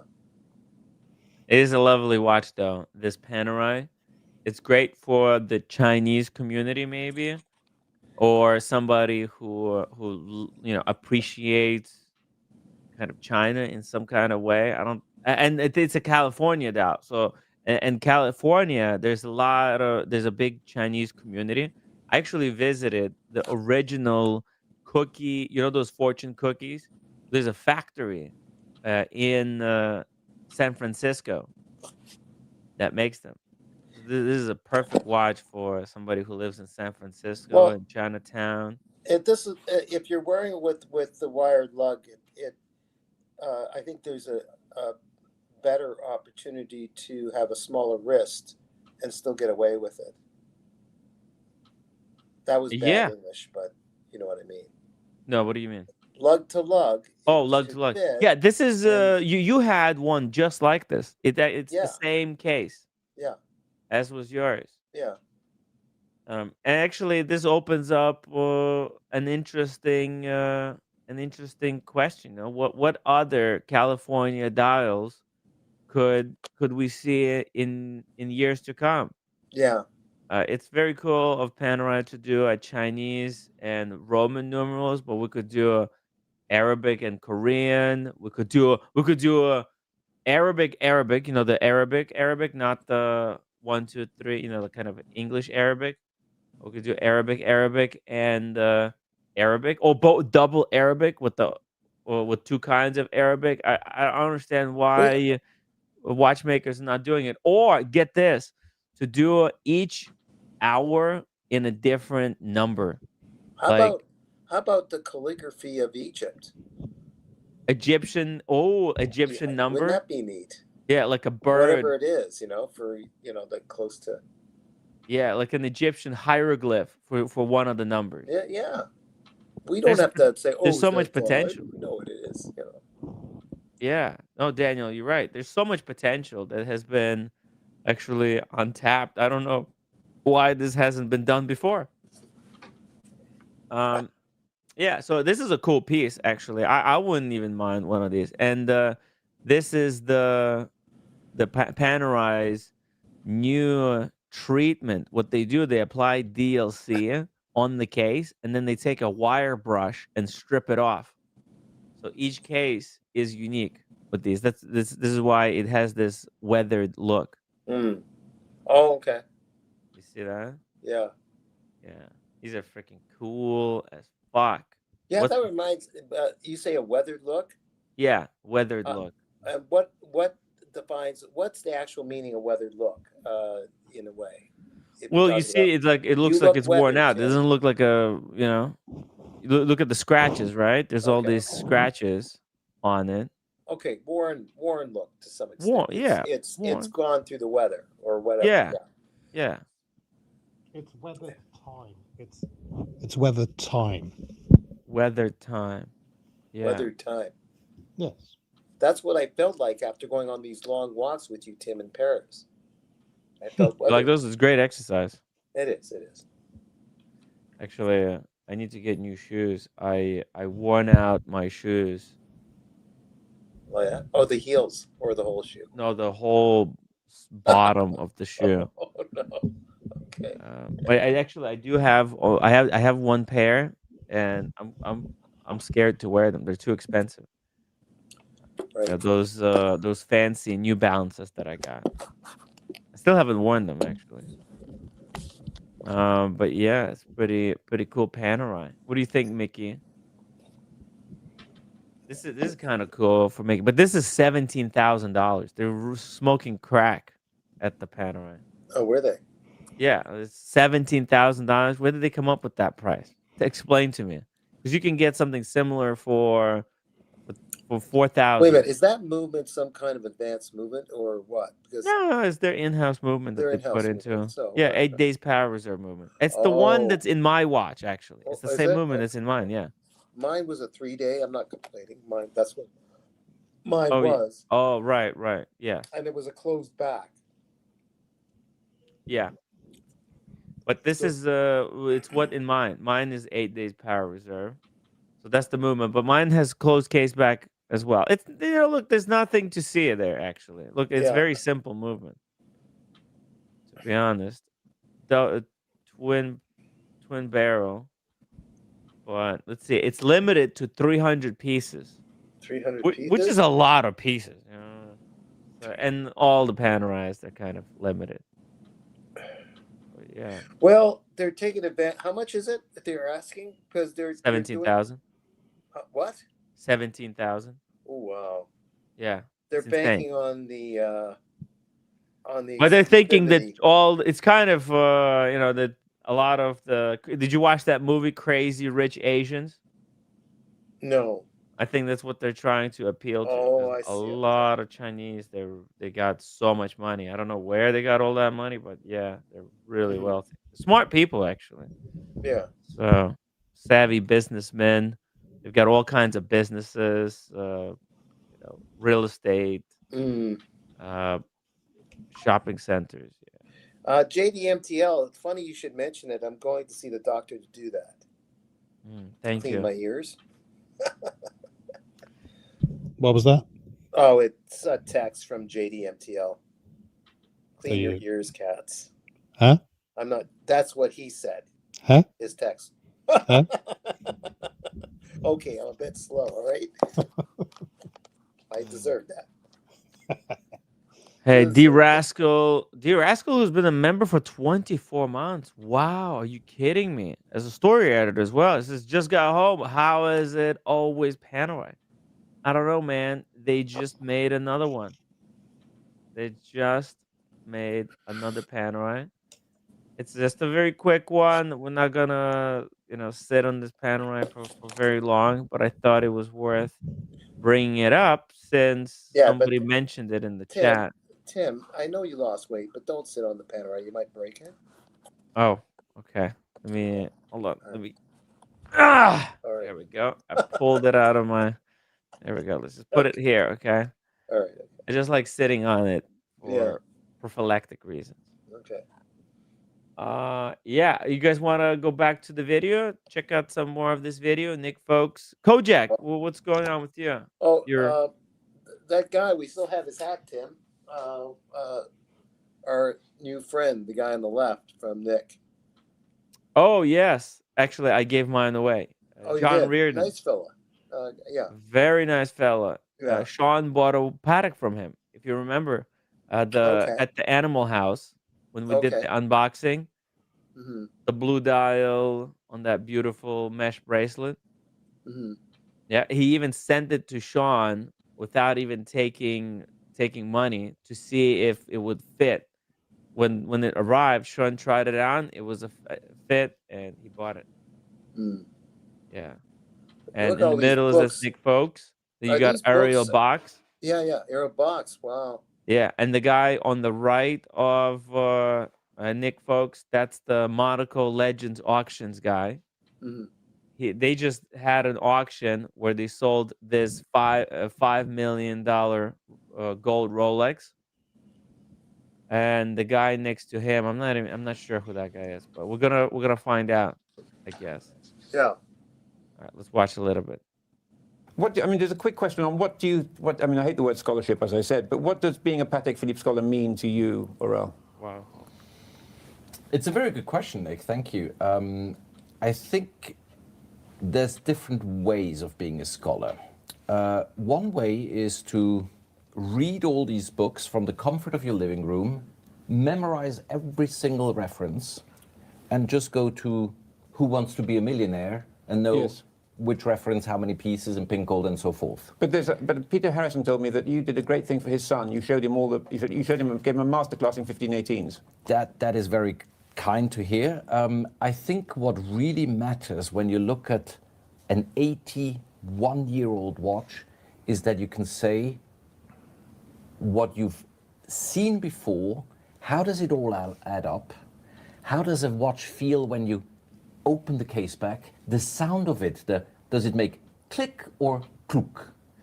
The way a dial shines. There are 1,000 subtleties that go from snow white to silver to cream to off-white to ivory.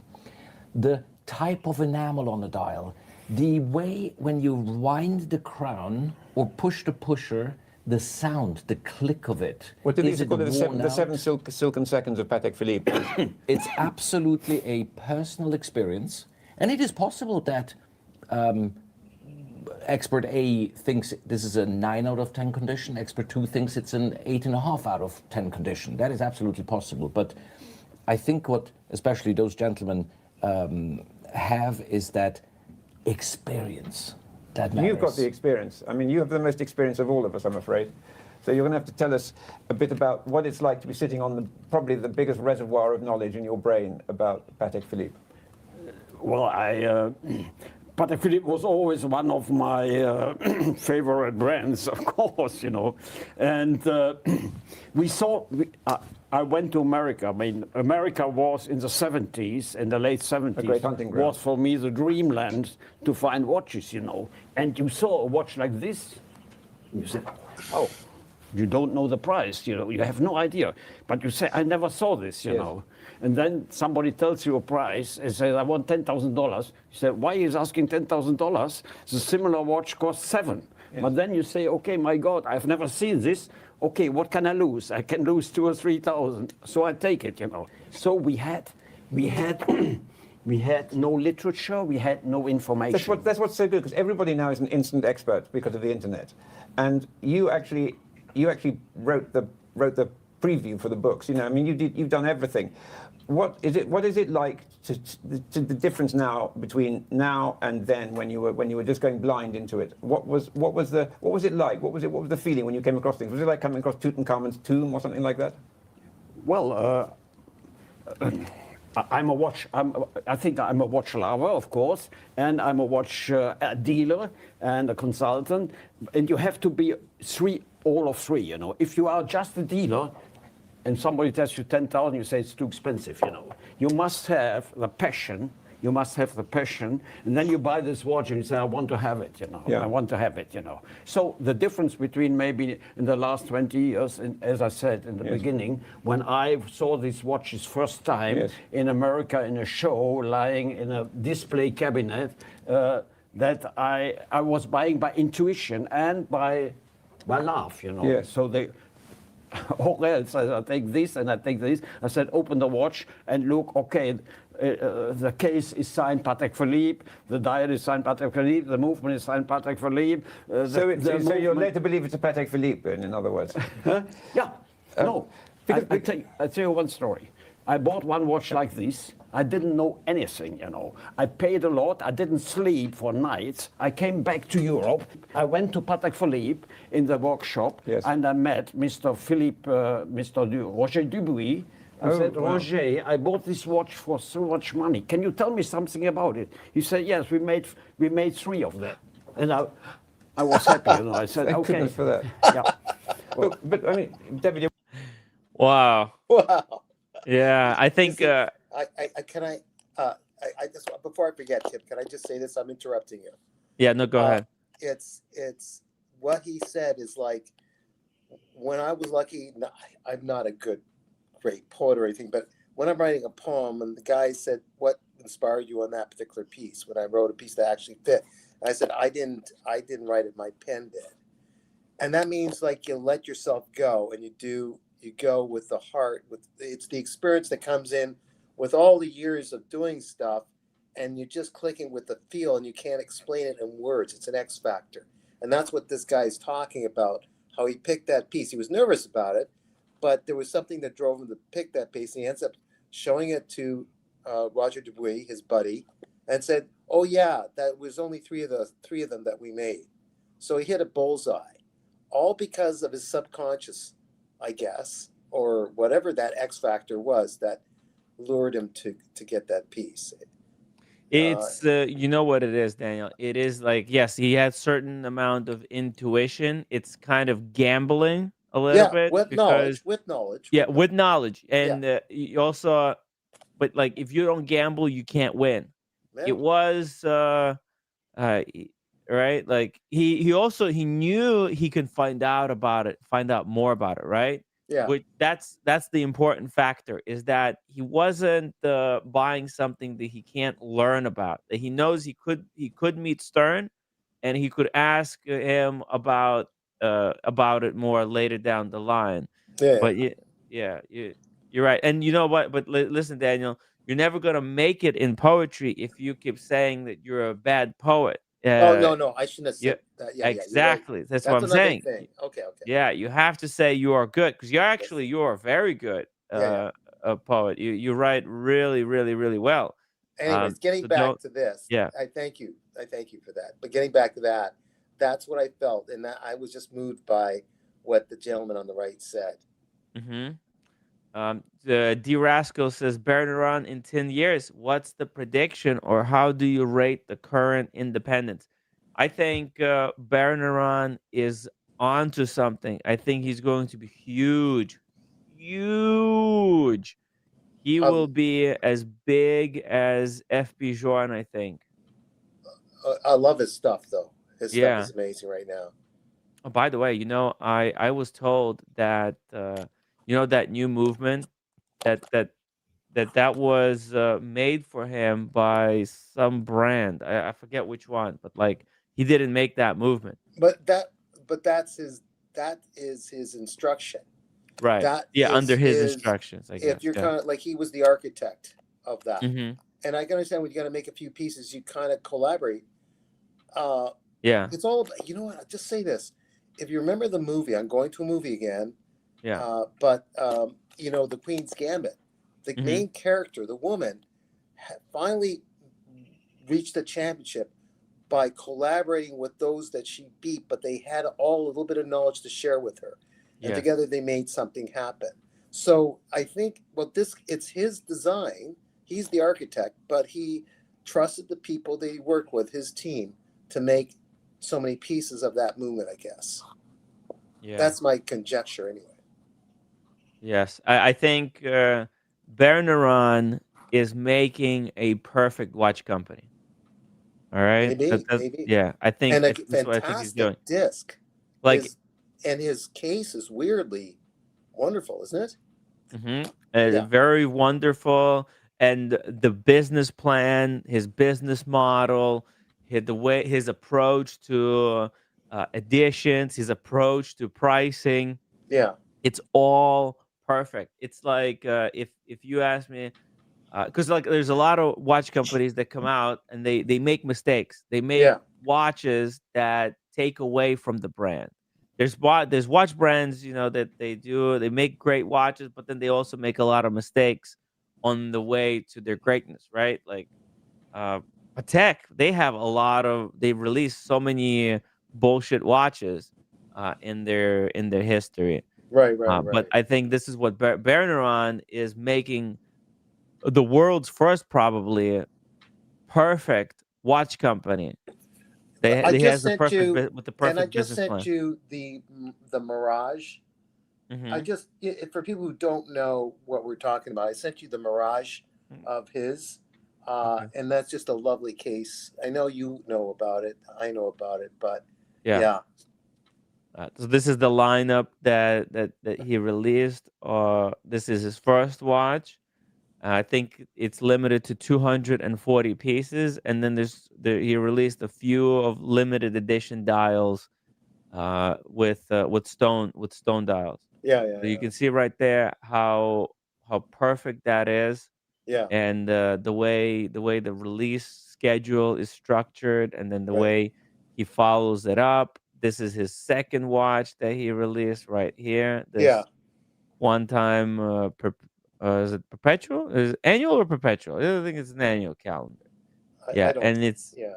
yeah, very different, but Ooh, very that movement on the beautiful. left is that some kind of This one. the control mechanism to keep? Oh, we won't get into it in another discussion another day, but that's a beautiful caliber. Yeah, it's incredible, Daniel. The way it's balanced out. Yeah, Yeah, it's yeah. just it's a perfect watch brand. They're going to crush it. He will be I think the most successful watchmaker. He's going to be up there with the greats, Yeah. alongside with FP Journe and Recep Recepi. Those are going to be the top three. FP Journe, Recep Recepi, and who else? Oh, I'm the not sure. Groenfeld brothers, they're No, all up there. Groenfeld are kind of going down. They made a lot of kind of shitty watches. Well, there's, the guy who makes Chrono. I haven't given up on him. The Chrono Tokyo guy who made Chrono. He was making watches at, the fast food version of the watch, and it was very nice and accessible for people. But he has still his other pieces are $50,000, $60,000. Groenfeld were just focusing lately on some of their accessible pieces lately, but they're still pretty good, I think. They don't have that beautiful case that this guy's come up with, but Right. you And know, that's the problem. Like look at this Groenfeld right here. This diamond one. Like what a fucking overdone, right? ugly. Yeah, it's terrible. It's terrible. That may have been on the instruction of a client. I don't know. It was on the instruction of how can we damage our reputation. Okay, that's the I'm. problem. They're nice guys. I don't want to. I don't want to say anything about this yet. No, hey, listen, they're great. Yeah. I wish I made a watch like this, but Yeah. the But the this is point not. is Yeah. You want to the get on point with is the I think video? Berneron is making the world's first perfect wristwatch brand without any uh, mistakes. Right? No tacky bullshit models, only classy, incredible releases. Because look, Recep Recepi made a watch with diamonds, Yeah. right? But he did it in the classiest fucking way possible. Let me show you. He made like, here we go. Let me show you this one that he made. He did it so classy. Let me see. Where is it? Chapter is it You're chapter saying one? it probably it's hidden in the indices or something. Yeah, it's like, Paprika. yeah, Or it's it's with it's hidden in the dial, like the instead of frosted, it's made a miniature version of diamond or it's something. this one right here. Yeah, it's alternating every other hour. You see, there's only 5 diamonds Yeah. on the dial. There's no bezel. There's no diamonds in the bezel. They're just diamonds on the dial. It's very classy, very restrained. If you want the see, that's the standard model right there with Yeah. the Roman numerals, and yeah, of course, the movement is out of control, and yeah, that's Yeah. very cool. And Baron is kind of taking a page out of Rexhepi and making similar watch, but I think even better than Rexhepi. But Rexhepi does a lot of in-house. He finishes movements, a lot of them himself. D Rascal, thank you so much for upgrading your membership to executive story editor. Holy fuck! Really appreciate it. It's been hard, so I really appreciate the support. Mickey, $22.22. When this show has discussions like this and not my Panerai, it is honestly unlike any other live show. Sure, some do shows that are pre-recorded, but who cares? The content covered and the watch knowledge is amazing, in my honest opinion. Thank you, Mickey. Really appreciate your contributions to the show. The car knowledge, it's important, because And then there's roommate knowledge right behind you. yeah, it's not all about watches. We have to have really good balance Yeah. between. What is that multiple vitamins she's got? What was she taking? I think Multiple she took vitamins. vitamin C. Oh, vitamin C. Okay. DG has been a member for 23 months. When are you coming down to Southern Florida, Timmy? Not anytime soon, unfortunately. But hey, I'll let you know. I got when. freaking flyer miles for that flight, so just saying. Yeah, Miami Watch Show. Let's plan on that. But you got David H following along. and David H, thank you so much for 2222. Oh. Really appreciate Hey, I that. Thank remember you guys so David much. H. I remember you in Paris. That's right. He Right? was there. We met him for the first time. He came to the dinner. He Yeah, saw the dinner. Daniela Met Katz in person. My counterpart, Daniela. Yeah. Very few people have had that. Let's use the word pleasure. That's right. That's right. Thank you so much. I thought Alex was returned to his coffin. I didn't know he was still here. No, I went for a piss. Okay, all there you right. go. Is that code for something? No, it's code for I went to go relieve myself of urine. Yes. Okay. Causality. I drink, therefore I need to piss. Yeah. I need to piss as well, but before I do that, let's answer this question. D Rascal says, Tim, why are Submariner and GMT considered different watches, but Royal Oak 300 and chronograph the same watch? Actually, I think the Royal Oak 300 and chronograph are considered different watches, and I consider the Submariner and GMT as the same watch. Actually, I would actually consider it the other way around. Submariner and GMT used to share the same case. Yeah, it did, but I would think you'd have to talk about function because obviously the Submariner is 300 meters, the GMT is 100 meters. But 100, if 100 meters of my GMT, if I'm 300 feet underwater, I'm dead. Let's be clear. But then it's really about the functionality, right? It can track multiple time zones. You can jump the hour hand. There are functions, I believe personally, because I've gotten rid of all my Submariners, that the GMT is a superior watch because it does everything a sub does, unless you're a true diver, and then you can. Who's eating something? You can do whatever a GMT a Submariner does, but then it has the multiple time zones. It has the jump hour, and I don't know. I think if I was to pick a one watch, a sub or a GMT, I would pick GMT Master. But that's my opinion.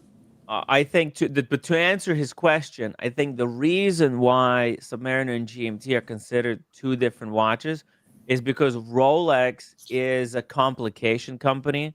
They make the same case and then they put different complications in them. Whereas Royal Oh. Oak is the design company. They design watches rather. They're like more. The Royal Oak is all about design. So they both have the Royal Oak design. See, what's Oh, the more interesting. I get what you're saying. But so what does he mean the three-hander and the chronograph are the same watch? I don't understand that. like the AP chrono versus an AP three-hander. I'll show you AP chrono. There, there's two denominators in AP though. You got the Royal Oak. That's the category. All these different designs within the Royal Oak. Then you got the one that's rather new with the lopsided round case. The last 4 years. Mm-hmm. Not as popular, but very, very classy. So they have two different designs for sure, and variations of those designs. While he's pulling that up, Daniel, you ever thought about a Milgauss? That is a unique Daniel Katz watch right there. I'm pretty happy with my date just for now. I'm glad you kept that. I'm glad. Yeah, I'm keeping that. Yeah, that's a one and done. To be honest with you. Yeah, very happy. Actually, I started to like more and more my Scheider, if you want to call it this, my Seiko enamel. That enamel is a beautiful watch. Do you still have the Furlong Mari? The salmon one, I love it. Yeah. Move it. Yeah. Yeah, never get rid of that either. I think that and your Datejust watch collection for you. Yeah. I mean, and that's more watch than anyone needs. I'm just killing time. But now Tim's got to pee. So awkward silence. Vicky, are you a cigar guy? Yeah, I am, and I don't know if I don't want to. I could walk my camera down right now and show you about 15 boxes of Cubans in my. I have a huge electric humidor, and I have some Cubans that are from 2013, 2015. I have some jars of H. Upmans that they don't make anymore that are at least 10 years old that I got out of Prague at the La Casa de Habano. So yeah, I was a huge cigar guy, but now it's like special occasions, and I've covered it on the stream before. I've showed them. I have some Cubans that are at least 10, 15 years old, and they're amazing. When you age a Cuban, oh God, why do you ask? Because I popped into the cigar merchants this evening to pick up those Paul Larrañaga 47s. And whilst I was there, I said, could I please have another look at some 1952 Monte Cristos that they had? Oh my God. They're about £400 a stick. They were Monte Cristo number ones from the early 1950s. And it was just remarkable, the smell, the way that they, because they've got modern day Monte Cristos, but they got Monte Cristos throughout different decades, and this how the smell changes as they. Oh, it's weird, and we got into cigars, Tim, while you walked away. How the wrapper changes over the years, and then you get the oils come out, and then you get a little bit of bloom, but then it goes away, and then it's just like this leathery thing. It's remarkable. He was asking me if I was a cigar guy. Yeah, so we covered. Go ahead. So on to my question, Mickey, because I've just ordered myself a humidor. It should be arriving tomorrow, and it has a cedar tray. It's an acrylic box. It's not too expensive. It's very affordable actually. It's like these Tupper doors. Are you aware of those? So these are humidors that are made out of Tupperware, so like with locking lids. Is Mickey there? Oh, did he just disappear? No, I'm here. I'm here. Okay. So I ordered and I'm just looking at which Boveda packs to buy to put in this humidor. because it's available. I mean, at the moment, I'm rocking a 64%. What's your advice in terms of humidity levels you want to achieve in storage cigars? Long-term storage or immediate? Well, okay, let's cover both scenarios. I'm happy.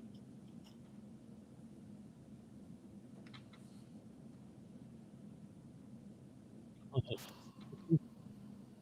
Yeah. Tim, do you know? I'm here. What was the question? The question was, what humidity level should you be aiming for long-term storage and also short-term storage? So this is Mickey's opinion. Yeah. But the whole 70% humidity, 70% moisture is too high and too warm, in my opinion. So I keep my. Let me see. This is never going to work, but let me see if I can do this. Hold on. I'm going to try to walk over. I don't know if I'm in stream or not. Downstream. Yeah. So I have this, and I keep it at 54 because it is like for long-term storage. And then I have some cigars that I have here that are like our daily smokers, and then like I'll keep 65 in there. Yeah. And then you got to maintain it, but I don't know if anyone can see this stuff, but like so those are all Cubans, but some of those I could pull out are from there's my past dead soldiers. Oh. All Cubans. Yeah. But this is we didn't mean to talk cigars, but check this box out. This box is from I got this in The Hague. I met somebody in The Hague, and this is an H. Upman jar. Oh yeah, look at that. Of Cubans. Wow. Wow. It's a jar like I don't even know if they do this stuff anymore. I've only smoked one because I'm trying to age them, but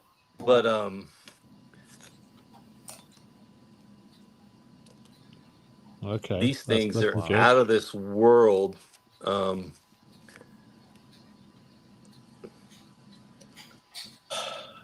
the color and the and these have changed so much. I'm actually saving these for my son's wedding. If that ever happens, he's only 23. I'm trying to see the date on these. So here it is. Check this out. 2015. Oh wow. 2015. Wow. So those are 10 years right now, and they are just like they are perfect. I can't even describe to you. And all I do is just I periodically check the Bovita, and if it's hard and crunchy, you got a problem. If it's nice and moist, so I do 62, 65. So that was the short answer. 62, 65. Yeah. I think I've got what have I got? I got 65, I think. Wait a minute. That's just out. I'm coming from an ignorant place, Mickey. How do you, like? It was just out there in near the shelving. How do you have it at 62? Like, how do you know it's at that? But okay, so because that's the moisture pack that's in there. Oh. So yeah, that's what he's asking about, these moisture packets. Oh, that's what they do. Okay. Yeah, and it slowly releases humidity. Okay. And this jar has been is almost, like I say, 10 years old, and because it seals tight like that little Bovita pack. So it also depends on how often you're going to open it. How often so a lot of this stuff just gets stored. Right. If anyone cares, there's the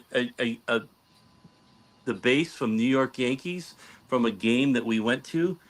Derek Jeter stepped on that base right there. You can buy the base Oh, at, that's something. Yankee Stadium if anyone cares. No No one way. cares. Yeah, and just Yeah, that last week, actually has that's an actual game used New York Yankees second base for the game that I took my kids to.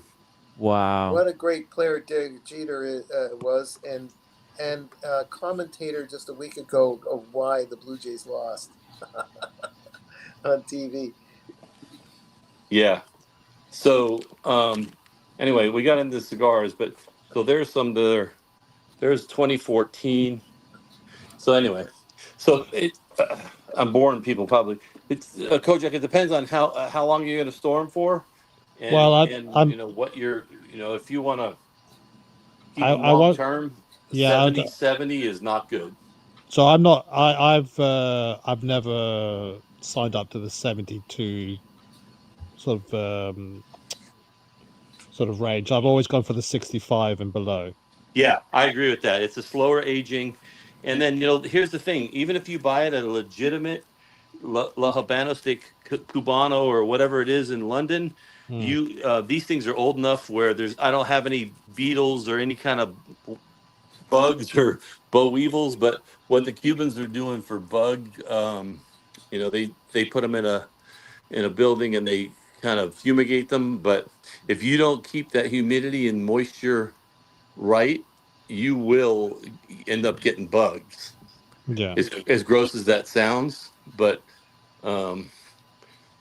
yeah. So Timmy's got the same thing here, and I'm only doing this for Daniel Katz. Daniel, game used Derek Jeter autographed cleat. I don't know if you can see wait, it. wait. Hold on. Wow. Oh, Game yeah, used, yeah. game used autographed cleat. There's a game used Jeter batting glove. You can see it's game used. Yeah, but how did you get it again? You befriended him or what? The game. No, we used to we went down to spring training for 10, 15 years. My kids were young every year. In Florida? Or Yeah, I guess they're in all Tampa. down in the same area. Tampa. Tampa. So it's just I need to order it so that it can arrive later on today. So you reckon I should go with 65%? Yeah, I would say, as long as you're not going to be trying to long term, you want it cooler and lower humidity. It's not long term. Sorry, I forgot to mention. I'm not doing this for long term storage. I'm just using it so that I can store some cigars and enjoy them over the next few months. Yeah, 65 is perfect. So when I decide which cigars I actually want, then I will probably look at even lower humidity level, like 62. Right, 62. Got an echo. 62 and cooler is best for long term, without question. Now, if you want to ruin your cigars, let me give you a master class on how you can make them bloom.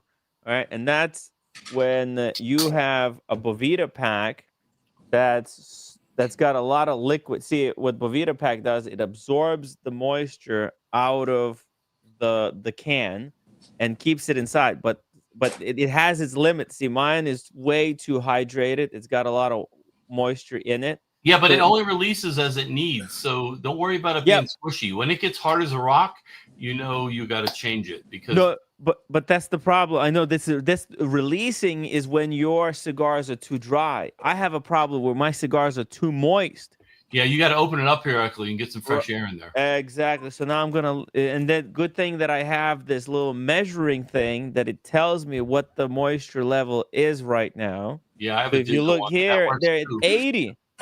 They're way too moist. Yeah, too moist.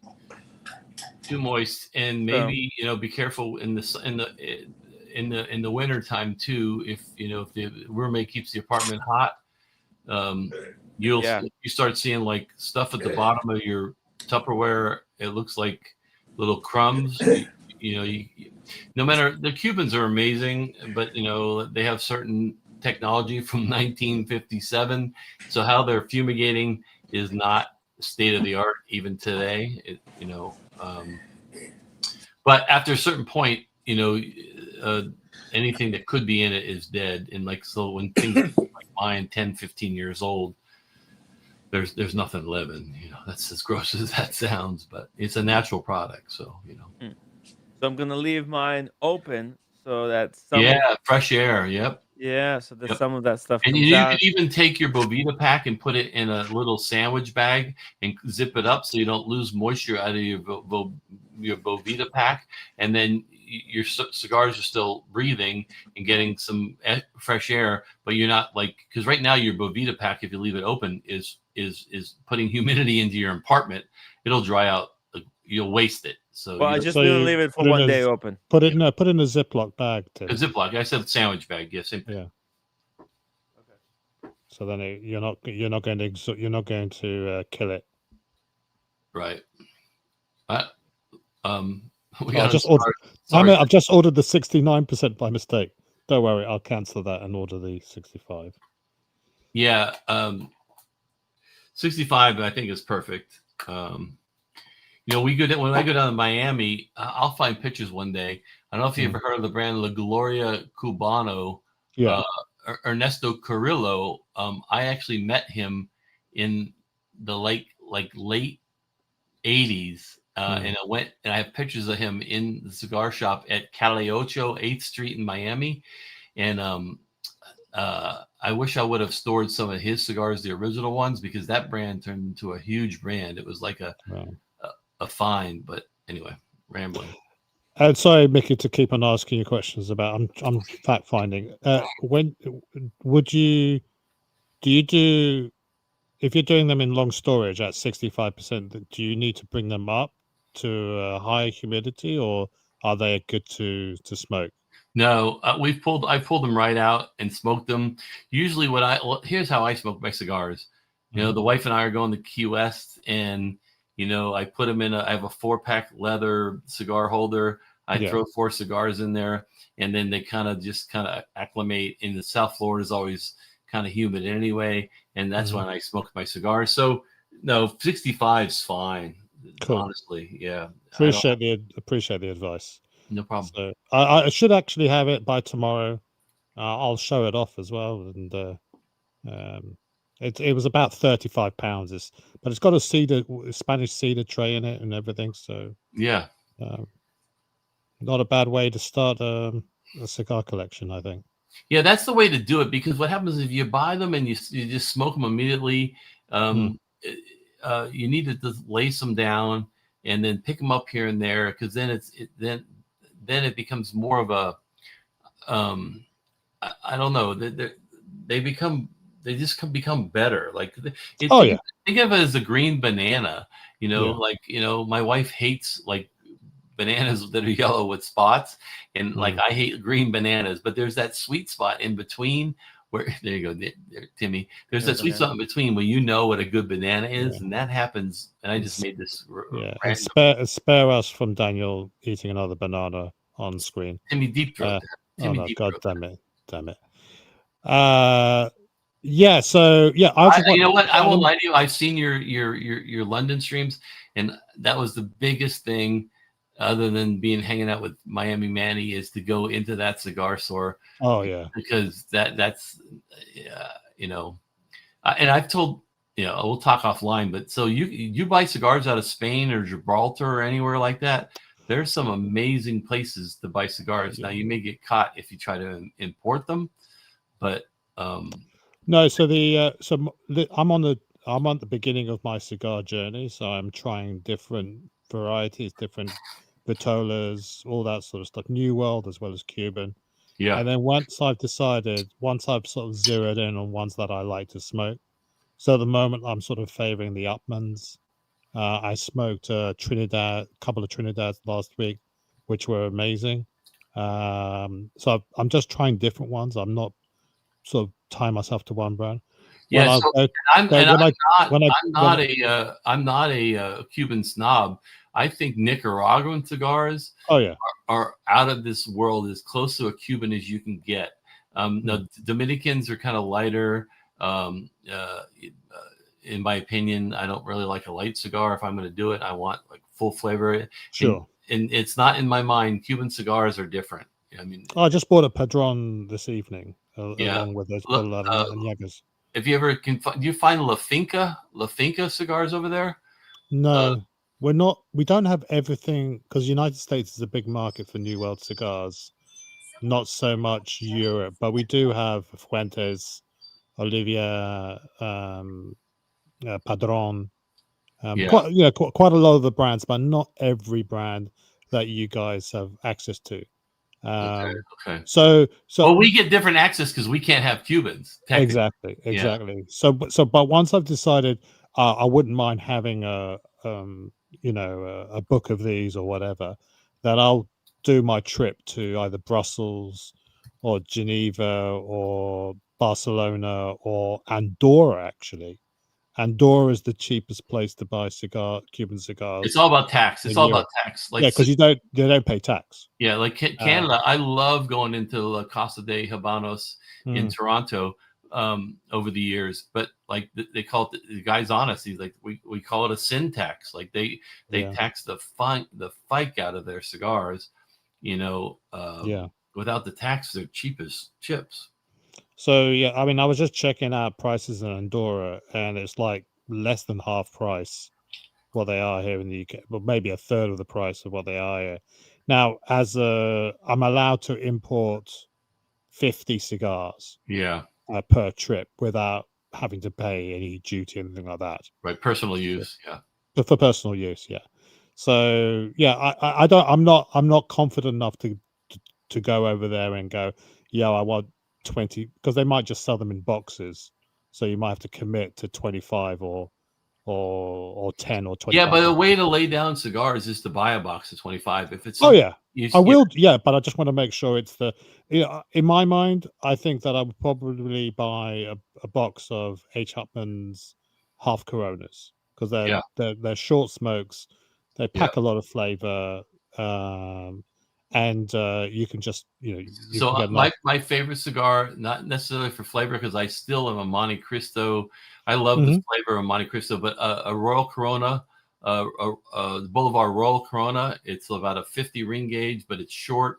To me, that's perfect because I don't need to look like Winston Churchill, but I want a cigar that has enough ring gauge that it burns slower and it doesn't burn hot. Because the smaller the cigar ring gauge, the hotter it's going to burn. You're basically you're not smoking a cigarette, but the skinnier it gets, the hotter it burns and the faster it burns.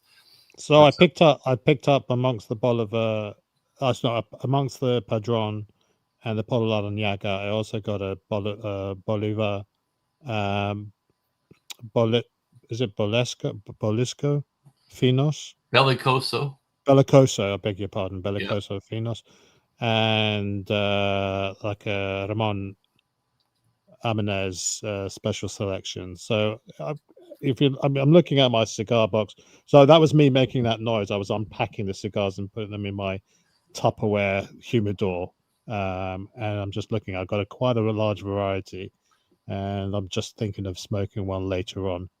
Yeah, the Boulevard, any of the Monte Cristo or the Boulevard number 2s, which are like the pyramid, you can get the petite number 2s, so there's still that pyramid, but they're smaller. Those have never disappointed me. And we'll get off of this topic. Sorry, guys, but it is about the cigar because they choose which binder, which wrapper, which Lingero, whatever if you've ever opened up a cigar that was like bad or maybe blew up and you look in there are different layers in there. And certain layers are the flavor, certain layers are just there to burn, and you get what you pay for, right? So the long leaf, and when you open that cigar and you see that they hand choose different layers of tobacco, it's a rabbit hole for sure that you can get into. So amazing. No, thank you very much, Mike. Mickey, that's very helpful. For everyone that don't care about cigars. Hey, my wife just walked over and said, we have a 7:45 reservation. And I have to wash my face and get a shirt on. So sorry if I have to go, but you're in good hands. Have a good night. Love you guys. Cheers, buddy. Okay, Mickey. Enjoy your dinner time. Uh, yeah, that was a good opportunity. Listen, cigars is a big deal, and I'm glad that you asked those questions on the stream project because a lot of people could learn from it, especially people who are Well, getting into cigars. exactly. If you're wearing a watch, you want to go somewhere. Where do you want to go? You want to go perhaps meet up with other gentlemen or gentle ladies Mm. and smoke a cigar. I went, as I said, I took my wife today to that cigar merchant so she can just have a look around.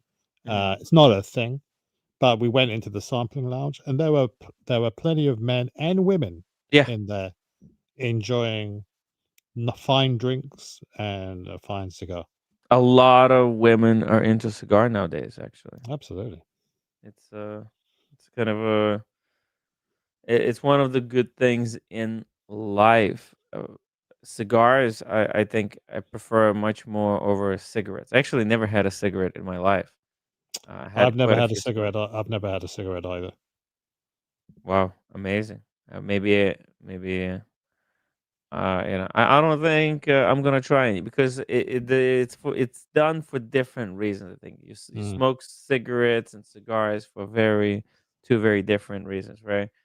Cigarettes is for kind of focus, for the energy, whereas cigar it's kind of for leisure and relaxation. Two It's completely different vibes. allowed you to be contemplative about the day's Hmm. events and allow you to slow down a little bit Yes, and just take your time and gather your thoughts. Um, yes, exactly. Whereas a yeah. cigarette is like an energy drink. It's like an alternative to drinking a quick Red Bull. And you're back Well, into action. you've seen. I mean, you've seen certain people where they chain smoke one after the other, and you just Shout think, out to Humble Pine. oh, we see. He's a big smoker. Shout out Big to smoker. shout out to Mothwedge. And Malthread, yes, yeah, Malthread. Oh my God, we need to get Humble Pine and Malthread in the same room. Smoke off. Oh yeah, the smoke up. Who can go through cigarettes faster? The competition. Oh dear God. Yeah, Oh, it's a nasty habit, and it's so funny because I was checking on some reviews of some of the cigars I was looking to get today, hmm and the price that these reviews date back, say, let's say 10 years. mm, And in that space of 10 years in the UK, the price of cigars have trebled in yeah, price probably because of the because those said reviews. no, because of People. no, because of tax. Oh, okay, but because also they got popular and Not no. It's no. literally just down to the Did amount they of increase tax. taxes Yeah, on cigars yeah. recently? No, Really? no. They Yeah. what cigars are certainly in the UK. Cigars are facing a dangerous future because Oh. this successive governments Hmm. want to essentially age out people from smoking altogether. So, I see. Yes. and the cigar fraternity are trying to make their case that cigars aren't the same as cigarettes, or pipe smoke is not the same as cigarettes. But Yeah, you see, cigarettes are kind of for the working class, for mm. poor people, I think, whereas cigars is like a Oh luxury Christ! Now, item now kind I'm of going to for get double D wealthy. calling me an elitist jerk again. I mean, for No, fuck's sake, I'm go just in. saying how generally it's perceived, right? Because the Well, you don't inhale. It's not done for the same effect. exactly, what a waste, Yeah. right? It's like pouring champagne down the drain. Yes. Or yes. Yes. It's like, hey, we opened the champagne. It's like Or it's what? like Or it's watching like Daniel Katz make a cocktail It's and like just see it go swishing a everywhere. it's like swishing the wine and then not drinking it, spitting it out, Yes. right? Only something that really wealthy could do. Yeah. Because you're such a cigar aficionado when you were smoking those Toscanos and you were turning that shade of green. Oh, dude, the Toscanos almost put me into an early grave, That was nicotine poisoning you were being subjected to. dude. I'm telling you, my spirit left my body. Mm. As I had said, you should have had some sugar. If you had a little sachet of sugar with you, you would have brought yourself back from the death. I was having a good time. Honestly, I Oh have yeah. no regrets. It was the best feeling ever. It's like dying and then coming back alive. Go into the light. Don't go into the light. Don't go into the light, guys. Stay Daniel, don't go into here. the light. Stay back. And the thing is, I knew my spirit was gonna leave my body, but I knew I was gonna be able to come back. I was like, I was on that Guys, I'm just perfect. on the phone. I apologize there, Kojak. So that's where I am. I'm trying Okay, to get back. but just don't go into the light. Don't go into the light, Daniel. Okay. Stay with us. Just one last thing before we wrap it up here. The strength for the night. I think it was a good discussion. We touched on everything a little bit. We started that video. I don't think we're gonna end. Maybe we'll finish it tomorrow. It'll be another thing we could watch. To end with the answer for this question. See, I pulled up these two watches right here. The Royal Oak Chrono and the Royal Oak just a two-hander. And I think the reason why people think that these are the same watches are because the Royal Oak is just overshadows the identity, right? The both the Royal Oak is the identity of the watch, and then AP put different movements in this design just to Yeah. make more money. Like they're just, hey, but the design is the same, and that's why there's the same watch, right? Because Well, it's the the Royal, families, the Royal Oak, and then you have yeah, your specific models. Not no yeah, different to any other brand. They will have like the JLC Master it, Ultra Thin it collection. They have a time only. They have a moon phase. They have power reserve, and then they have perpetual yeah. calendar. The selling point though is that they're both Royal Oaks, Okay. whereas in Submariner versus GMT Master 2, the selling point is not the oyster case, although it is something that is a feature in both, but the selling point is the complication, right? The GMT complication, and Rolex actually invented that complication for the Pan Am pilots back in the day. Yeah. So, and they're not selling like, oh, our watch is, the Submariner uh, is like the diver's watch, right? But they're not boasting the design of it. They're not talking about like, look at our the case. It has these special features. It doesn't have the case on the Submariner is as bland as it could be. It's very refined, very simple.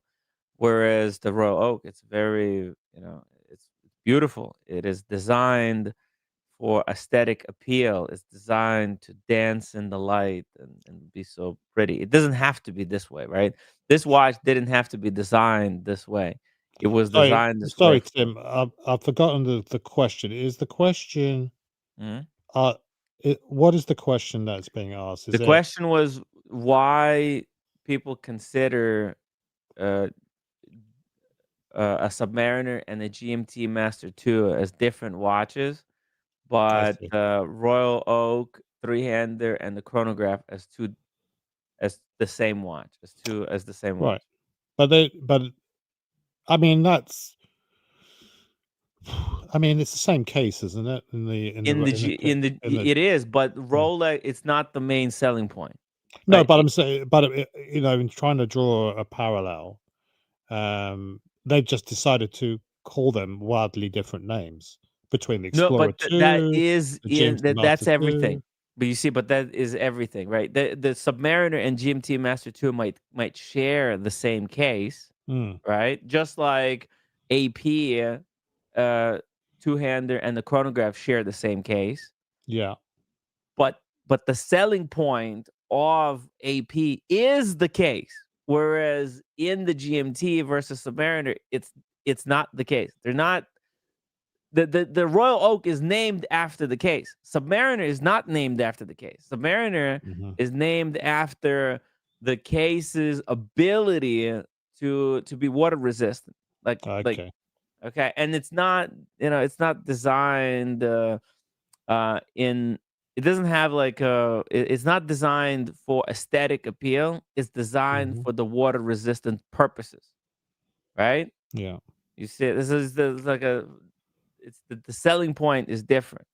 The Gerogenta designed Royal Oak to be a really beautiful watch. Hmm. Rolex designed Submariner to be a water resistant watch. So its design, its look is not it's not designed, its looks is the byproduct of its water resistance. You see it? It's designed that way to be water resistant. It's not You're saying it's designed. more function over form, whereas Yes, AP is more versus form of form versus function. function. Exactly. Okay, all right. Exactly. But they still reach a certain common denominator in terms of functionality. They're both waterproof. Well, the AP is not as waterproof. It's actually it's mild. It's very no, I mildly mean waterproof. not trading specs for specs, but it doesn't really matter. Yeah, It, so like I get what you're saying. yeah, yeah. You understand? Do you get it? I think Mhm. if you guys get it in the chat, let us know. If we're wrong, please correct us. And shout out to Jimmy the Glock for $2 super chat. Love the cigar talk. Thank you. Thank you so much, Jimmy. Jimmy is a big cigar guy. Oh, is it? He's a huge cigar guy. Yeah. If you want to learn a thing or two about some good cigars, talk to Jamie. Yeah, Yeah, not I'm immersed. non-traditional cigars. Yeah, I'm immersing myself in the subject matter. You Yeah, know let me, me. if I buy 60 bottles of rum just to find which one's best for the Patekkery, you bet your bottom dollar I'll exert myself in the same way with cigars. Let me show you something. You're gonna like this. This is Jimmy the Glock smoking AJ Fernandez 20th anniversary for Dia de Muertos. And wearing a Fuentes. blank palm. Oh, Fuentes. let me see. Huh? Is that a Fuentes? Fuentes. Yeah, Fuentes. Nice. AJ. Yeah. And what is he wearing there? A blank palm 50 Okay. fathoms. 50 fathoms. What a Oh nice yeah. watch. What a Yeah, no, lovely that's a watch. it is, right? Gorgeous. Yeah. Another watch that's designed for the diving purposes, not for aesthetic purposes. Yeah, but it But is very beautiful. beautiful. It Yeah. is very beautiful. Yeah, because they were basically they went out of business, and then they were bought by whatever the hedge funds, and they relaunched as a luxury watch Oh, brand. But it used to be a tool watch. It used to be you a were prop. right, Tim. It is an AJ Fernandez. I thought it was Fuentes. Okay, I couldn't really see. So yeah, stand corrected. Thanks very much, Jim. there you go. You The can see correction. it close up. Yeah, if you ever go to Vegas, Hmm. we'll I'll meet you there. We'll go together with Jimmy, and we'll go smoke cigars and have a couple of beers. Yeah, and what you know what they say about Vegas? Yeah, whatever happens in Vegas stays live on the Tim Wright live stream for the Gets rest of gets the live. broadcast live on the Tim Wright show. Yes. That's right. That's right. Gets clipped and replayed indefinitely on the hate streams. Well, I don't know about that, but Yeah. No, it's true fact. True fact. okay. Just don't be seen walking away with an escort with a fat ass. Okay, so then you're good. Okay. I don't know that story, but Don't worry, you don't need to know. What did I miss? What did I miss? How offensive of me. I'm so sorry. It was a very important call. It just came out of the blue. Oh, no, you didn't miss much. You didn't miss no. much. I think we've answered the question regarding the Royal Oak.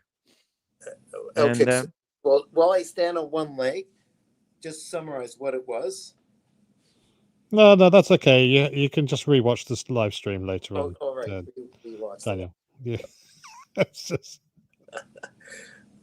thing. Yeah. Daniel Katz identifies as a cupboard opener who keeps let me all his ask this cupboards question. opener. Let me ask this question then. Oh God, I'm not gonna be able to Right. answer. No, Whatever. I'm not asking. No, no. If I want an answer, I'll ask somebody else. Tim, so is the Explorer and the Explorer 2 the same watch family? Explorer and Explorer 2, the same watch family? Hmm. Yes. Yes, it is. Why is that then? Why? Hmm. Because they're designed for the same kind of purposes, for the same or similar family of tasks to do it. So it's a tool watch designed to perform similar tasks in the world. Explorer 1 is designed for general purposes, whereas Explorer 2 is designed for more Spelunking. specified, specialized tasks, like going into either areas of the world that have sun 24/7 or dark 24/7. No, I wouldn't. I would say that. Obviously, you're asking this, Kojak, because you're going to say we're both wrong. I'm agreeing with Tim, but I would think that if Sir Edmund Hillary, was using the Explorer 1 to Which he climb wasn't. Everest. Which No, he wasn't. he wasn't. Well, that's the story. He went up to the first base, I think, maybe with, and then took the Smith watch. The It rest was of the the band. It was the Sherpa that was wearing the Explorer. was No, that? and it wasn't Explorer. It was an Oyster Perpetual. Okay. So you get no. My question, no, because the question was is like what constitutes part of the family. It's not the same watch case.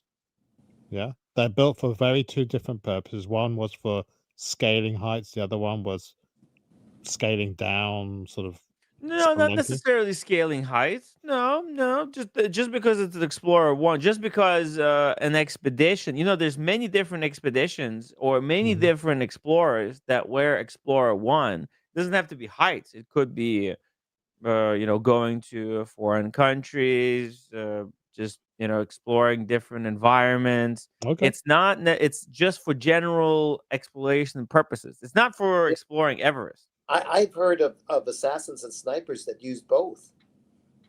There you go.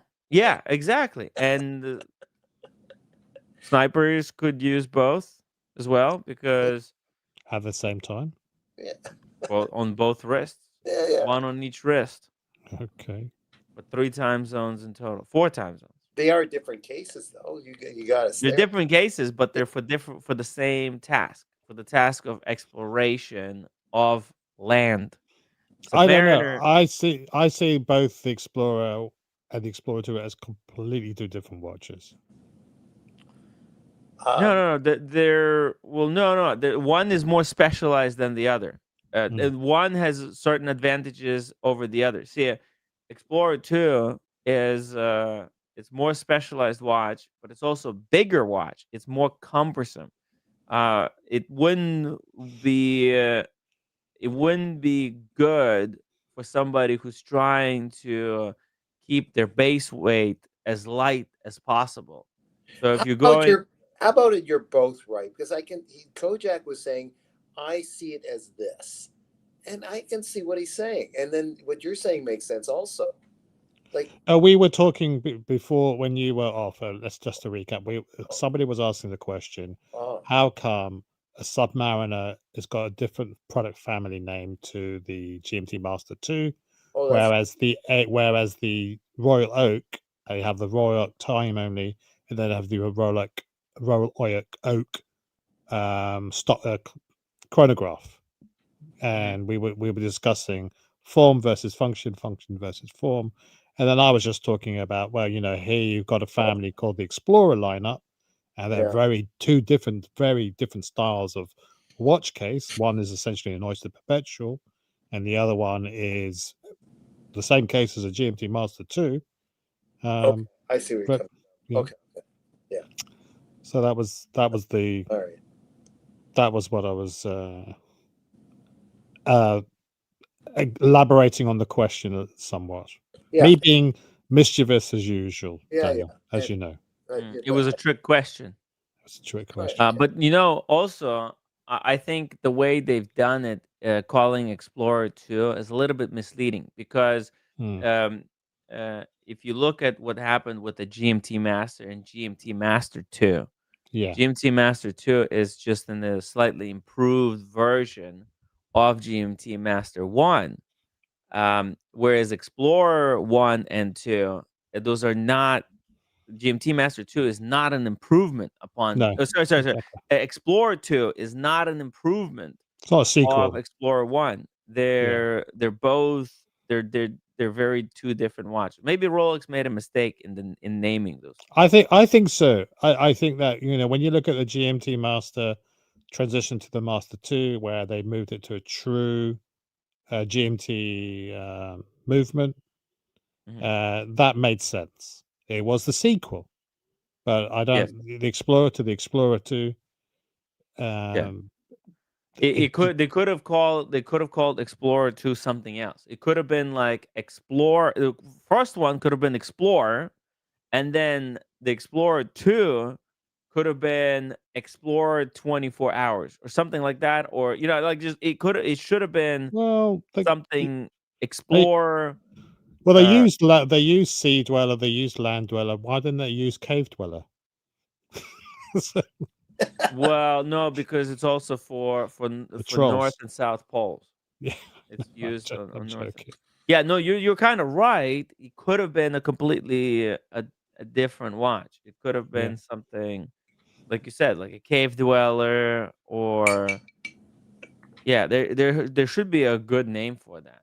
I don't know. Yeah. What guys in the chat? Let me know what would be best alternative uh, uh to to an Explorer 2 name. I think I'm going to call it the Cave Dweller. Yeah, the cave dweller.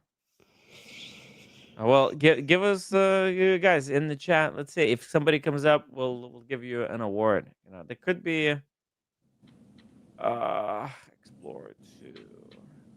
Yeah, and my watch channel. Or could have been Explorer Pro. Okay, think Could have, about it. yeah. Or Explorer GMT. There You you see go. that? That way they combine the fact that it's an Explorer watch with a GMT function. Could be Explorer GMT. Instead of calling it Explorer 2, they should have called it Explorer GMT. Well, it is that now, but it wasn't Yeah. originally designed as a GMT. It was just designed, as you said, to distinguish between night and day. Right. That's why they should have called it Explorer 24. That's what I originally said. Explorer 24, Explorer, Explorer AM or PM? Or Explorer Pro. How about Explorer that? Pro. Explorer. Explorer, yeah, the Explorer Deep Range. I don't know. It's just People in the chat, think about it. When we come back tomorrow, it'd be good to get some input, or maybe we put it to a poll. They should have called it the Wrist Finder 2. And then we send a petition. We'll send a petition to Rolex to get it to change the name. Explorer needs to find the Rolex needs to make the Super Chat Finder. The Super Chat Finder Pro 2. The Tim Wright edition. All right, guys. Look, it's good show. Good show, everybody.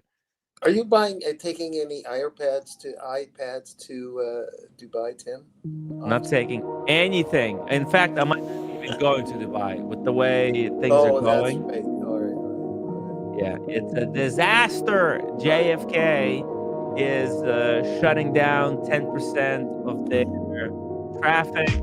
Yeah. That's just national flights, though, isn't it? Not The international. You're still on the international. Who knows? Okay. Who knows? Okay, I'll talk to you later, Tim. I'll talk to you later. My place. I'll talk to you later. Okay. Okay. Talk to you later, guys. Good show. Oh, he's everybody. elbowed me in the face. Oh, dang it. Oh, I'm sorry. Ow. I'll try to be better next time. Okay. guys, if you want to support the show, the best way to do it is via PayPal. I put the link in the chat. It really helps out. I'm extremely fucked right now. So with the way things are going, this could be the last month we're doing these live streams. Okay. Good night, everybody. Good night. Good night. Promises, promises.